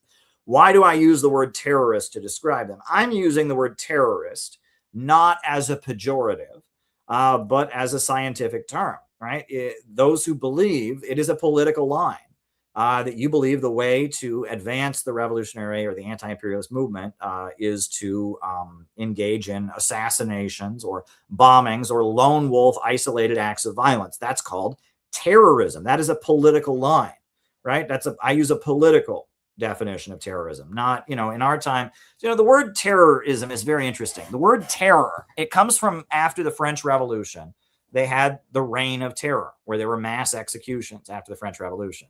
And then, after the Russian Revolution, in the Russian Revolution, there was a wing of people in Russia. They called themselves the terrorists, and they came out of the Narodniks. The Narodnik movement in Russia, the populists, they were called, of the agrarian socialists before the Marxists in Russia, right? So generally the trajectory of the Russian revolutionary movement, right? If you want to learn the history of where the Bolsheviks and all of them came from, read the history of the Communist Party of the Soviet Union short course. You'll get all that information. I've got it here somewhere. But, the Russian revolutionary movement went through a number of different phases. Right. There were many people in Russia who wanted to overthrow the Tsar in like the 1800s, 1900s. The first movement you had was the constitutional Democrats, people that wanted a constitutional democracy. They were the cadets. Then among people that wanted some kind of socialism, right? People who wanted some kind of socialism. In Russia, you had what was called the Narodniks, or the peopleists. Sometimes it's translated as populists, but that's not correct. And they were agrarian socialists. They were fighting for the rights of the peasantry. They wanted a peasant uprising. They wanted to create peasant communes. And it was very wealthy young people, usually from the intelligentsia, who'd go and live with the peasants, go live with the poor people, and try to build a revolutionary movement. They were not successful. And so after the Narodnik movement proved to not be successful, you had a wing of the Narodnik movement that was called the terrorist movement, that engaged in bombings and assassinations. They assassinated one of the czars. They engaged in all kinds of bombings and such. And they believed that by carrying out assassinations and bombings, they would spark an uprising. And that was what to do. And Lenin vehemently disagreed with them. Then after the failure of the Narodniks, after the failure of the terrorists, you had Marxism, which said it would be industrial unions, factory workers, and labor unions that would be revolutionary. And it was Plekhanov who created the Emancipation of Labor Group, which eventually became the Russian Social Democratic Labor Party. And that was what, Marxism, the first Marxist movement in Russia. And Lenin was a follower of Plekhanov, who then built, his group within the Russian Social Democratic Labor Party, the Bolshevik movement that wanted a disciplined party of new type, right? And that's the history of Marxism in Russia. So terrorism was a specific political line. It's not till like the 70s and 80s we get this notion of a terrorist, right? Is one who uses violence, or whatever. But terrorism referred to a specific tactical orientation, revolutionary groups that think that the way to advance, the movement or whatever is to engage in isolated acts of killing and violence, right? And that's wrong. It's not correct, but it is a belief that develops. It's called terrorism. So that's what the Weathermen believed. People often also call it left adventurism, and they did believe in that. I don't, and I've written extensively about why I reject terrorism and I reject left adventurism. And I believe in building a mass movement. I don't believe in engaging in isolated acts of violence. So I use the word terrorism referring to a tactic. I don't use it as a legal term or a pejorative. I'm using it that way. And I don't know if they're linked to any of these other deaths, and I don't care. I mean, the U.S. government killed so many people, including, Dr. Martin Luther King Jr. And so many nonviolent activists were killed during those years. The idea that, and our position as CPI is that we call for an amnesty, a blanket amnesty for all the 1960s and 70s and 80s political prisoners, right? It's not that we think what they did was okay, but we have to understand they did it in the context of FBI's COINTELPRO, CIA's MKUltra, and that, it's kind of like to heal the country. When they signed the Good Friday Agreement in Northern Ireland, they let all the IRA guys go. Well, they should do that in America, right? As part of the, as part of the Truth and Reconciliation. If we're really getting over racism in America, they should let all the Black liberation activists go. They should let Mumia Abu-Jamal out. They should let Geronimo Pratt. I think he died, but or they should let Jamil Al-Amin. They should just let all the Black liberation activists out of prison, right? And it's not to approve of what they did. It's to say that, look, the U.S. government killed loads of people. And as a result of that, we need to just heal the country. And that's been our position, right? Is for a blanket amnesty. So there we go. So there's that. Okay, so now 2 more people have sent questions, but first we'll do the super chat. Caleb, I can't buy physical books because I'm moving overseas to Asia in 9 months, so I'm downsizing. Only ebooks for me. Email me. Send me an email at calebmaupin@gmail.com, and we'll reach an agreement. I don't generally release my books as ebooks, but you're in special circumstances, and if you can give me certain reassurances, we can come to an agreement. So, we can make an arrangement to get some ebooks sent your way. So, I don't mass market my books as ebooks, but I do make arrangements with individuals. So send me an email and we'll figure this out. All right. Okay. The reason that I generally don't release my books as ebooks is because of the fact that I don't like people quote mining me. How can I get your books in UK? Go to any book publisher, bookstore, and just give them the name and the ISBN. They're widely available, right? It's Amazon UK has them, but you can also just go to any bookstore and tell them the name. They'll order it for you. All right. So we got a couple questions that have come in. Clayton Paul said, just discovering you and your project. I love it all. I have a project that fits right in with yours. Okay. I would love to get your thoughts on it. It's not totally finished, but almost. What I need is promotion. But for the actual leftists to take a good detailed look at the system I've created and determine its legitimacy. It's a mutual aid system that bridges the general public and the labor movement. Can I please send you an email? Of course you can. calebmaupin@gmail.com. It can be controversial, but it has the potential to actually address economic retaliation for striking workers. All right, I'll take a look at it. calebmaupin@gmail.com. I generally, it's my email address, calebmaupin@gmail.com. I'll take a look at stuff. My feeling is that the labor movement, and if you read What is Innovationism, I think that because of the gig economy, we're not, the worker boss thing is not going to work. The demand needs to be for an anti-monopoly government because we're heading towards a level of consciousness, that is very much aimed at, what is it? A level of consciousness that's going to be every worker, a gig economy worker thinks like a small business owner. Right. An Uber driver rarely ever sees other Uber drivers. He competes with other Uber drivers for rides. He determines his own hours and he is able to make money based on how he's able to maneuver himself for rides. He almost thinks like a small business owner. We're not in the age of factory workers versus employers. And the idea of you're going to create some kind of worker versus employer movement. It's not going to be like that. It needs to be more of a populist movement, a demand for a state that invests in people and unleashes human creativity. Because at the end of the day, human creativity is all we've got left, right? At this point, people, the labor power of human beings, machines are doing almost anything. So we need to, celebrate human creativity, and we need a state that invests in people and breaks the power of the big monopolies and invests in human beings and the strive to create abundance for all. And that labor unions are good. I'm not against labor unions, but I just don't think building a labor union adjacent movement is strategic in our time. Brandon Housen says, not sure you've talked about Thomas Sowell, who tends to be a staunch critic of socialists. What about Marxism, socialism, and communism does he get wrong? I've heard various things that guy has said. And I mean, he's just your typical conservative.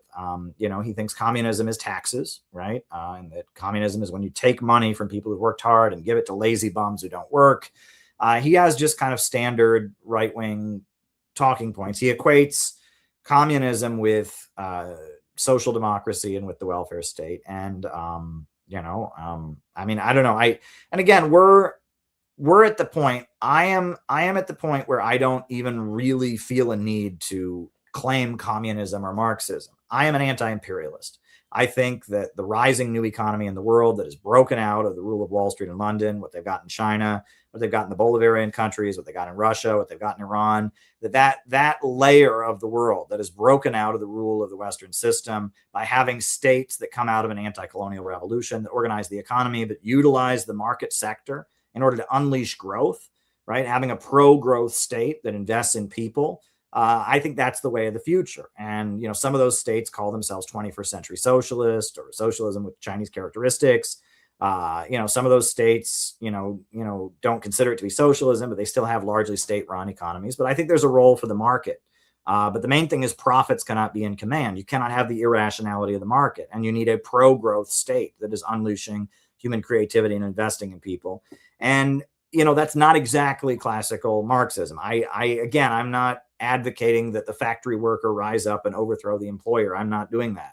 And that imperialism, the globalist imperialist system is the main enemy of humanity, and that we need pro-growth governments that assert the independence of people and enable their nations to build up and grow.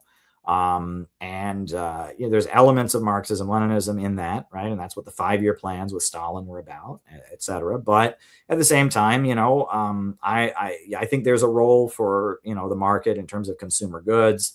I've increasingly come to understand that I'm not trying to own communism or claim that I'm the real communist and all the others are phonies. That's one thing.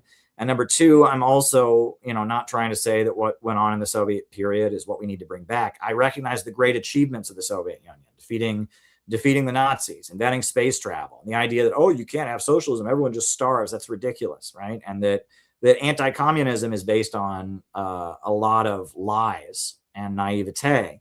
But that said, there are, that the world right now, it's not a fight between capitalism and communism. It is a fight between globalism, imperialism, and its desperation to keep the Western monopolies at the top, and the countries that have broken out of that system that have anti-imperialist states that are organizing and leading economies to have growth. And that's not the classical Marxist-Leninist understanding. There's elements of it in that, but we are in a new stage. What we call innovationism is a new kind of understanding, and that if you're stuck doing the communism thing, you got to repeat it's workers versus employers. We're doing something new and different and exciting, and it's really exciting what we're doing. But we're not just trying to do the communism thing. We have to do something different. What we're doing is we're celebrating human growth and innovation and creativity. We're rejecting imperialism, and that's what we're about. And if you talk about communism, it immediately becomes an argument about should everyone be equal or not. The only way people will be equal is with vast abundance, right? And Marx himself said that in the Critique of the Goethe Program. You read it. He said the only way that you can build a society where from each according to his own ability to each according to his needs, the only way you can get that is if you have vast abundance for all, right? That as long as there is scarcity, some will have and some will have not. And that the failure of the communist movement in the 20th century, the mistakes that were made, like during the Cultural Revolution in China, during the early years of the Cuban Revolution, was they tried to make everyone equal in poverty. Pol Pot tried that. You can't do that, right? You cannot make everyone equal in poverty. That's the road for disaster. You cannot create an egalitarian society with willpower. The road to an egalitarian society is abundance and eliminating scarcity. And the struggle of humanity is to overcome scarcity and reach a state of material abundance, right? That's the struggle of human beings. And that's important. And that's clear. That's actually clear if you read classical Marxist historical materialism. But, that's the thing is, it's so what I believe and what Marxists and socialists believe is fundamentally different in a lot of ways. If you talk to your typical socialist nowadays, they think the problem with capitalism is there's too much growth. That's what they think. You talk to them, they think, well, they just want more and more and more. They want to grow. No, that's the problem. Capitalism doesn't allow economic growth, and countries are kept in poverty and prevented from growing, right? If you talk to your average socialist about what they think imperialism is, they think imperialism is when these beautiful indigenous people with their beautiful ways that live among the trees and with nature, and when the white man shows up and brings technology, they think it's Fern Gully, they think it's Avatar or something, and they think that imperialism brings economic growth. They just think that's bad. That's not what I think. Right. And I've been to Nicaragua. I've been to Venezuela. I've been to Iran. These countries are fighting imperialism so they can bring electrification. One of the greatest achievements of the socialist government of Nicaragua is that they've electrified the whole country, 98% electrification. But you talk to your average American socialist, they think electrification is bad. And they think the problem with capitalism is they're always building power plants and having electricity. They're taking the beautiful indigenous people away. So what I believe is very, very different from what leftists and socialists in America believe. We're doing our own thing. And sometimes we might overlap and sometimes not, right? It seemed like during the Biden years, the left was viciously out to get me and decided I was a fascist. Now it seems like the left, they're friendly, at least somewhat friendly to us. We'll see. We shall see. But the main thing is we just got to do our own thing.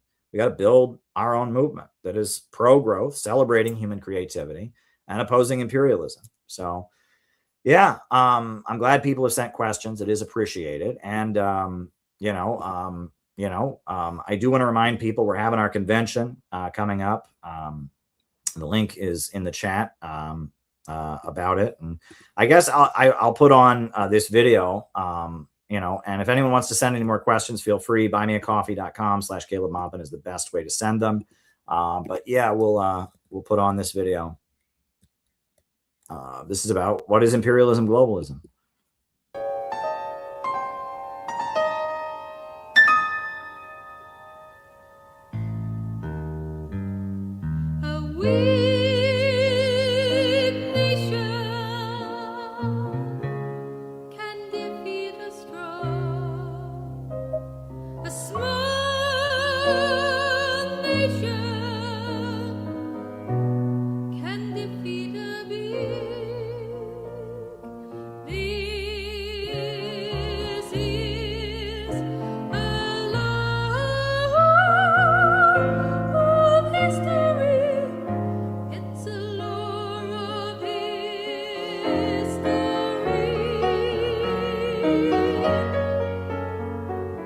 Globalism, imperialism, as I understand it from CPI, is a financial system that is run by Wall Street and London, where giant international corporations spread their tentacles around the world, holding back development. You look around this country, they are literally unpaving the roads in 27 different states. Municipalities cannot maintain paved roads. They don't have enough money.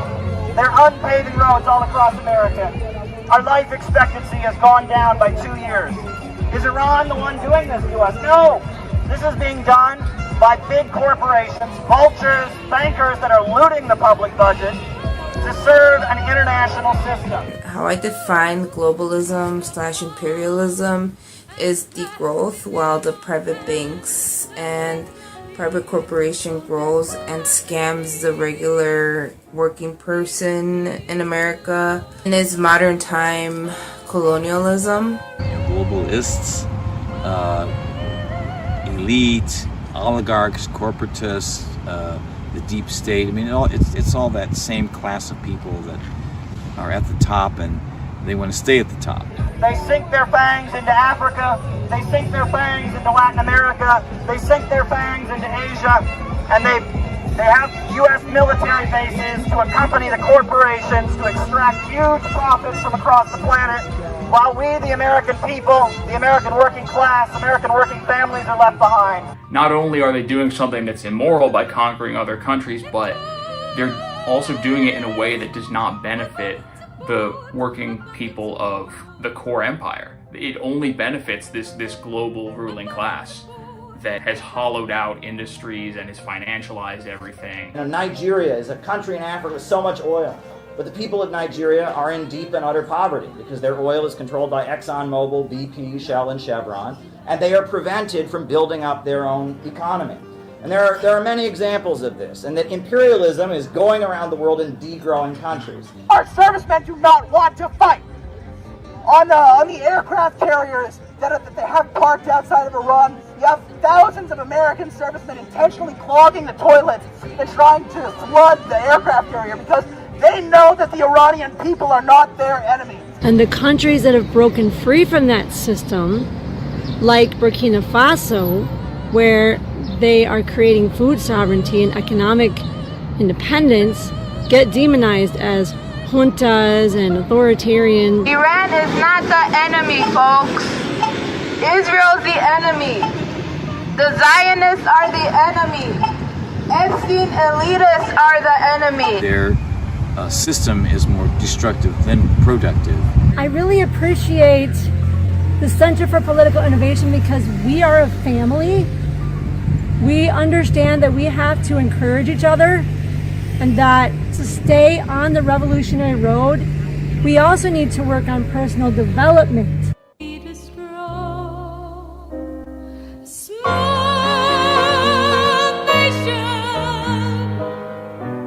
Can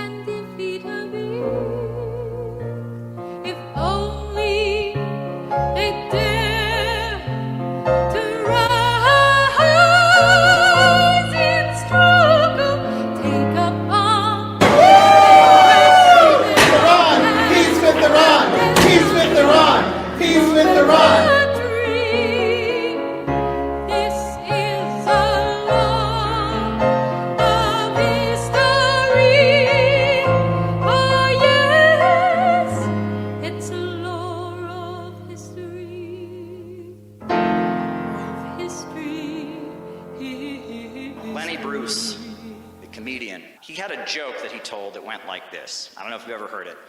He used to talk about the old 1950s television show. It's The Lone Ranger. You know, the Lone Ranger, he wore a mask, he was a white dude, and then he had a Native American sidekick named Tonto. The story goes, the joke of Lenny Bruce is that the Lone Ranger and Tonto were surrounded by a group of Native Americans with their spears ready, pointed out at them, and they were facing the edge of a cliff. There was no escape. And so the Lone Ranger turned to Tonto and said, "Tonto, what are we going to do?" And Tonto said, "What do you mean we, white man?" Well, you think about that joke, I think that's what's ahead for the U.S. ruling class, because they're looking at China rising up, and they're looking at Russia rising up, and they're looking at Venezuela and Iran, and they're turning to the American working class, and they're saying, "American working class." And I think Joe Biden's saying, "American working class, what are we going to do?" And the American working class is saying, "What do you mean we, Joe Biden? What do you mean we?"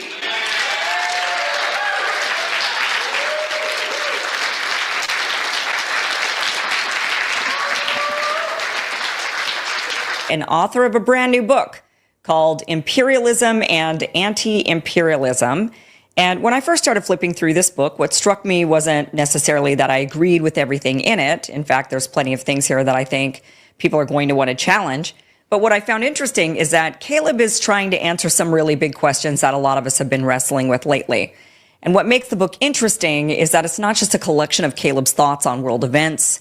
Much of it is drawn from his own experiences over the years, covering international politics, organizing anti-war movements, traveling abroad, questioning U.S. government officials, speaking in countries like Iran, interacting with world leaders, including Vladimir Putin, and even having one of his articles republished in North Korea's state newspaper. Through those experiences, Caleb explores some of the biggest geopolitical questions of our time, from China and Russia to Ukraine, NATO, energy markets, sanctions, and the shifting balance of power in an increasingly multipolar world. And whether you agree with his conclusions or not, he has a very different framework for understanding what's happening in the world right now than what we hear on CNN, Fox News, or most of the mainstream press. Yeah. So, yeah, another question from John. John asked, have you been following Lavrov's Africa trip? I hear different things. I follow the Russian news pretty closely, and, I've been hearing different things. And I mean, Russia's role in Africa is very positive.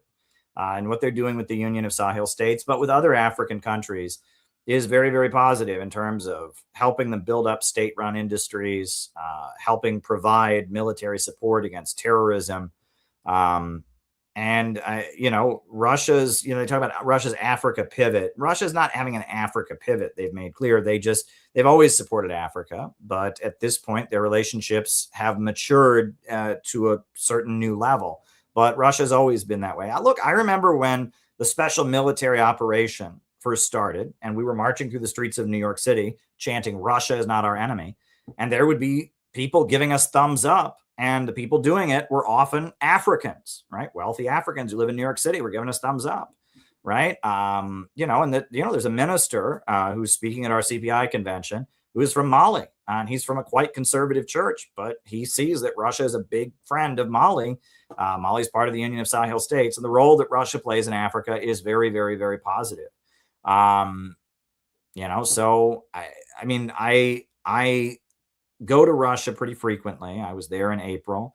And whenever I'm in Russia, there are people from African countries there, from a number of African countries that are there. Russia has deep roots in the African continent. Look, the whole map of Southern Africa was drawn by Russia-aligned groups, right? The overthrow of apartheid in South Africa, that was brought to you by the Soviet Union that funded Nelson Mandela and the African National Congress. Nelson Mandela was a member of the Communist Party of South Africa, a member of their Central Committee. Zimbabwe. Why do you think it's called Zimbabwe, not Rhodesia? Rhodesia was the colonial settler state created by Cecil Rhodes, and it was Soviet-backed communists who were led by Robert Mugabe that overthrew Rhodesia and created Zimbabwe. Mozambique, Namibia. You look at Angola, right? Southern Africa, it was basically created by Soviet support for anti-colonial movements. Angola, it's the MPLA. Namibia, it was SWAPO, the Southwest African People's Organization. In Mozambique, it was Frelimo, I believe was the name of the organization. But, anti-imperialist movements supported by Russia drew the map of Southern Africa, basically. So, I mean, the roots that Russia has and the connections that Russia has on the African continent are quite massive. So I'm not surprised by that at all. And I mean, a lot of Africans watch RT. RT has a very big African viewership. So there you go. All right. Well, I did go on the Jimmy Dore show this week. That was fun. If you haven't had a chance to watch it, I'll watch it. I probably won't put the video on this channel until like Tuesday, I think. But yeah, I went on Jimmy Dore's show. Keaton Weiss was hosting, and we talked about a lot of great stuff. Once had the highest life expectancy on the African continent. It was the most prosperous country in Africa. People were going there from all over the African continent because Gaddafi had a policy that any African could get a job if they came to Libya. They built the world's largest irrigation system, the Great Man-Made River. They were talking about creating an African bank that would have its own currency that would engage in development throughout the region. And in 2011, NATO went in and bombed and destroyed Libya, and that country has been devastated ever since. It's been quite some time since 2011. But the results for Libya have been catastrophic. Open-air slave markets, people drowning in the Mediterranean trying to get out of there. I mean, Libya has just been wrecked. So is it good for the United States to intervene? And the whole thing about U.S. military bases, I thought that was amusing, right? So we're always taught that, Russia is a big threat to the world. China is a big threat to the world. Well, how many overseas military bases does Russia have? 4. How many overseas military bases does China have? 1 in the African country of Djibouti. How many does America have? At least 800. Some studies say if you count different things as military bases, we've got thousands, but at least 800 overseas military bases. So who is it who's a threat to the world? And I think people can very well see that. The idea that we should be upset about China's 1 overseas military base or, China, setting up, military protections in the South China Sea. That'd be like us having, military protections in the Gulf of Mexico. I guess it's the Gulf of America now, thanks to Trump. But, it makes perfect sense why countries would view U.S. military bases as unfavorable. Also, U.S. military bases have been associated. If you go, for example, in South Korea, there have been a lot of riots against U.S. military bases because there are nasty things that go on near those bases, things like prostitution, things like criminal activities. And, that when a U.S. military base sets up in your country, it's not exactly good for the neighborhood, right? It's not a really great thing, when a military base from the United States sets up shop in your area. It doesn't make the neighborhood very prosperous and all of that. There's a lot of shady activities associated with military bases. That's my initial reaction to that study. It is very illuminating that you see Americans kind of, broadly speaking, because it doesn't delve into the percentages, but broadly speaking, there is consensus that yes, this empire has become a destructive force in the world. And back to what we were talking about earlier, and back to what, how my highest hopes for Donald Trump, even though I never supported or voted for Donald Trump, his politics were never my politics. What my highest hopes for him is that he could bring the empire in for a softer landing than, say, the neocons like Joe Biden, or going back to 2016, Hillary Clinton or Jeb Bush. And in his first term, he kind of gestured that was a goal of his, as much as there was a lot of hostility towards a lot of these geopolitical foes. You did see like a diplomatic trip to North Korea, right? And it just has not. Yeah, but it was a good chat on the Jimmy Dore show. It was a great chat. But listen, I just want to remind you all of this quotation. There are 2 mental attitudes a man may take. 1 makes him like a football. It has resilience and reacts strongly when force is applied to it, but it originates nothing. It never acts of itself. There is no power within it. Men of this type are controlled by circumstances and environment, and their destinies are decided by things external to themselves. The other attitude makes a man like a flowing spring. Power comes out of him. He has within him a well of water springing up everlasting life, and he radiates force. He is felt by his environment. The principle of power in him is in constant action. He is self-active. He has life within himself. In our time, it is really, really easy to live like a football.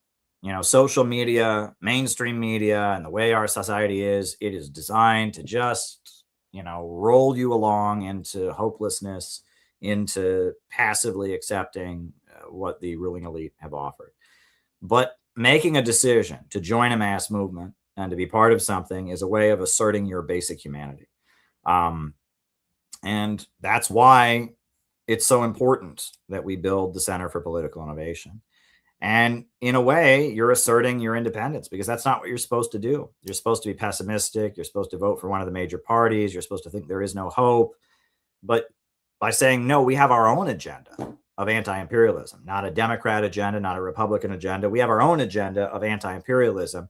You're asserting your humanity, and you're letting our vision, our hopeful vision of what America could be, dominate discourse. And you're asserting our will onto the environment by putting forward anti-imperialism. That's what I would like you to do. And that was my message. My opening message tonight is we need to build the axis of resistance within the midterms. We're not for the Democrats. We're not for the Republicans. We're for anti-imperialism, and we must build anti-imperialism amid the midterm circus. So I made a short, this is the other thing I wanted to mention. So tomorrow, I don't usually stream on Sundays, but I have these long mega premiere videos that I put on. The reason I make those videos is because there's a lot of content on this channel, you know, and I know very few of you have the time to just dig through the archive. I put it there so you can just see stuff we've done in the past, different CPI events that we've had and all of that. And also they're long premieres, and it's like background noise. You can just put it on, you know, it's something to listen to, and you hear about various things. You hear different speeches that have gone on at CPI events, different interviews, different protests we've done. And it's just a way to, you know, kind of enmesh yourself in CPI. And I urge you to do that. You know, don't be like a football.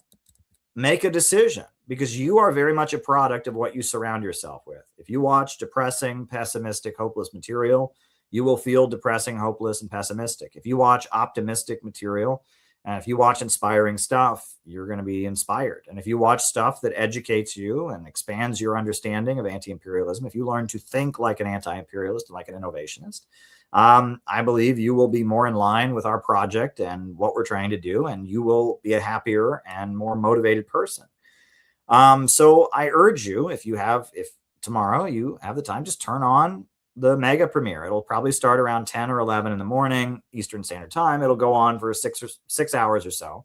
And it'll just be kind of a review. And I've done many of these kind of videos, and they're not there. I don't expect you to watch all 6 hours. I expect you to just turn it on and absorb it and think about what you're absorbing. I do this a lot, right? I think about, you know, I put on the Wallace Wattles stuff and I absorb that, you know, and I put on classical music. I wake up every morning with classical music, and I go to bed every night with classical music. And I've made a conscious effort to try and absorb what I want to be, and not be like a football, but actually decide, you know, what I want my mind to do. And I want to be optimistic. I want to be anti-imperialist. So I've got this mega premiere video that'll be on tomorrow. It's 6 hours. It'll be premiering all day.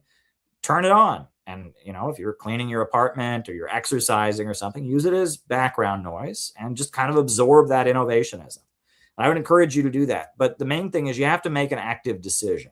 You can't just go with the flow. You have to make an active decision. I want to be an anti-imperialist. I want to be an optimistic anti-imperialist. I want to be an innovationist. I want to think like an innovationist. You have to make a decision to do that. And it's an internal battle that we all go through. But ultimately, you have to assert your own humanity and assert your own will. So I did make this video, this short fundraiser video, just kind of about what we're planning. You know, I'm going to put that on, send you and so I'll put that on here. This is just about what we're planning to do in August for the convention.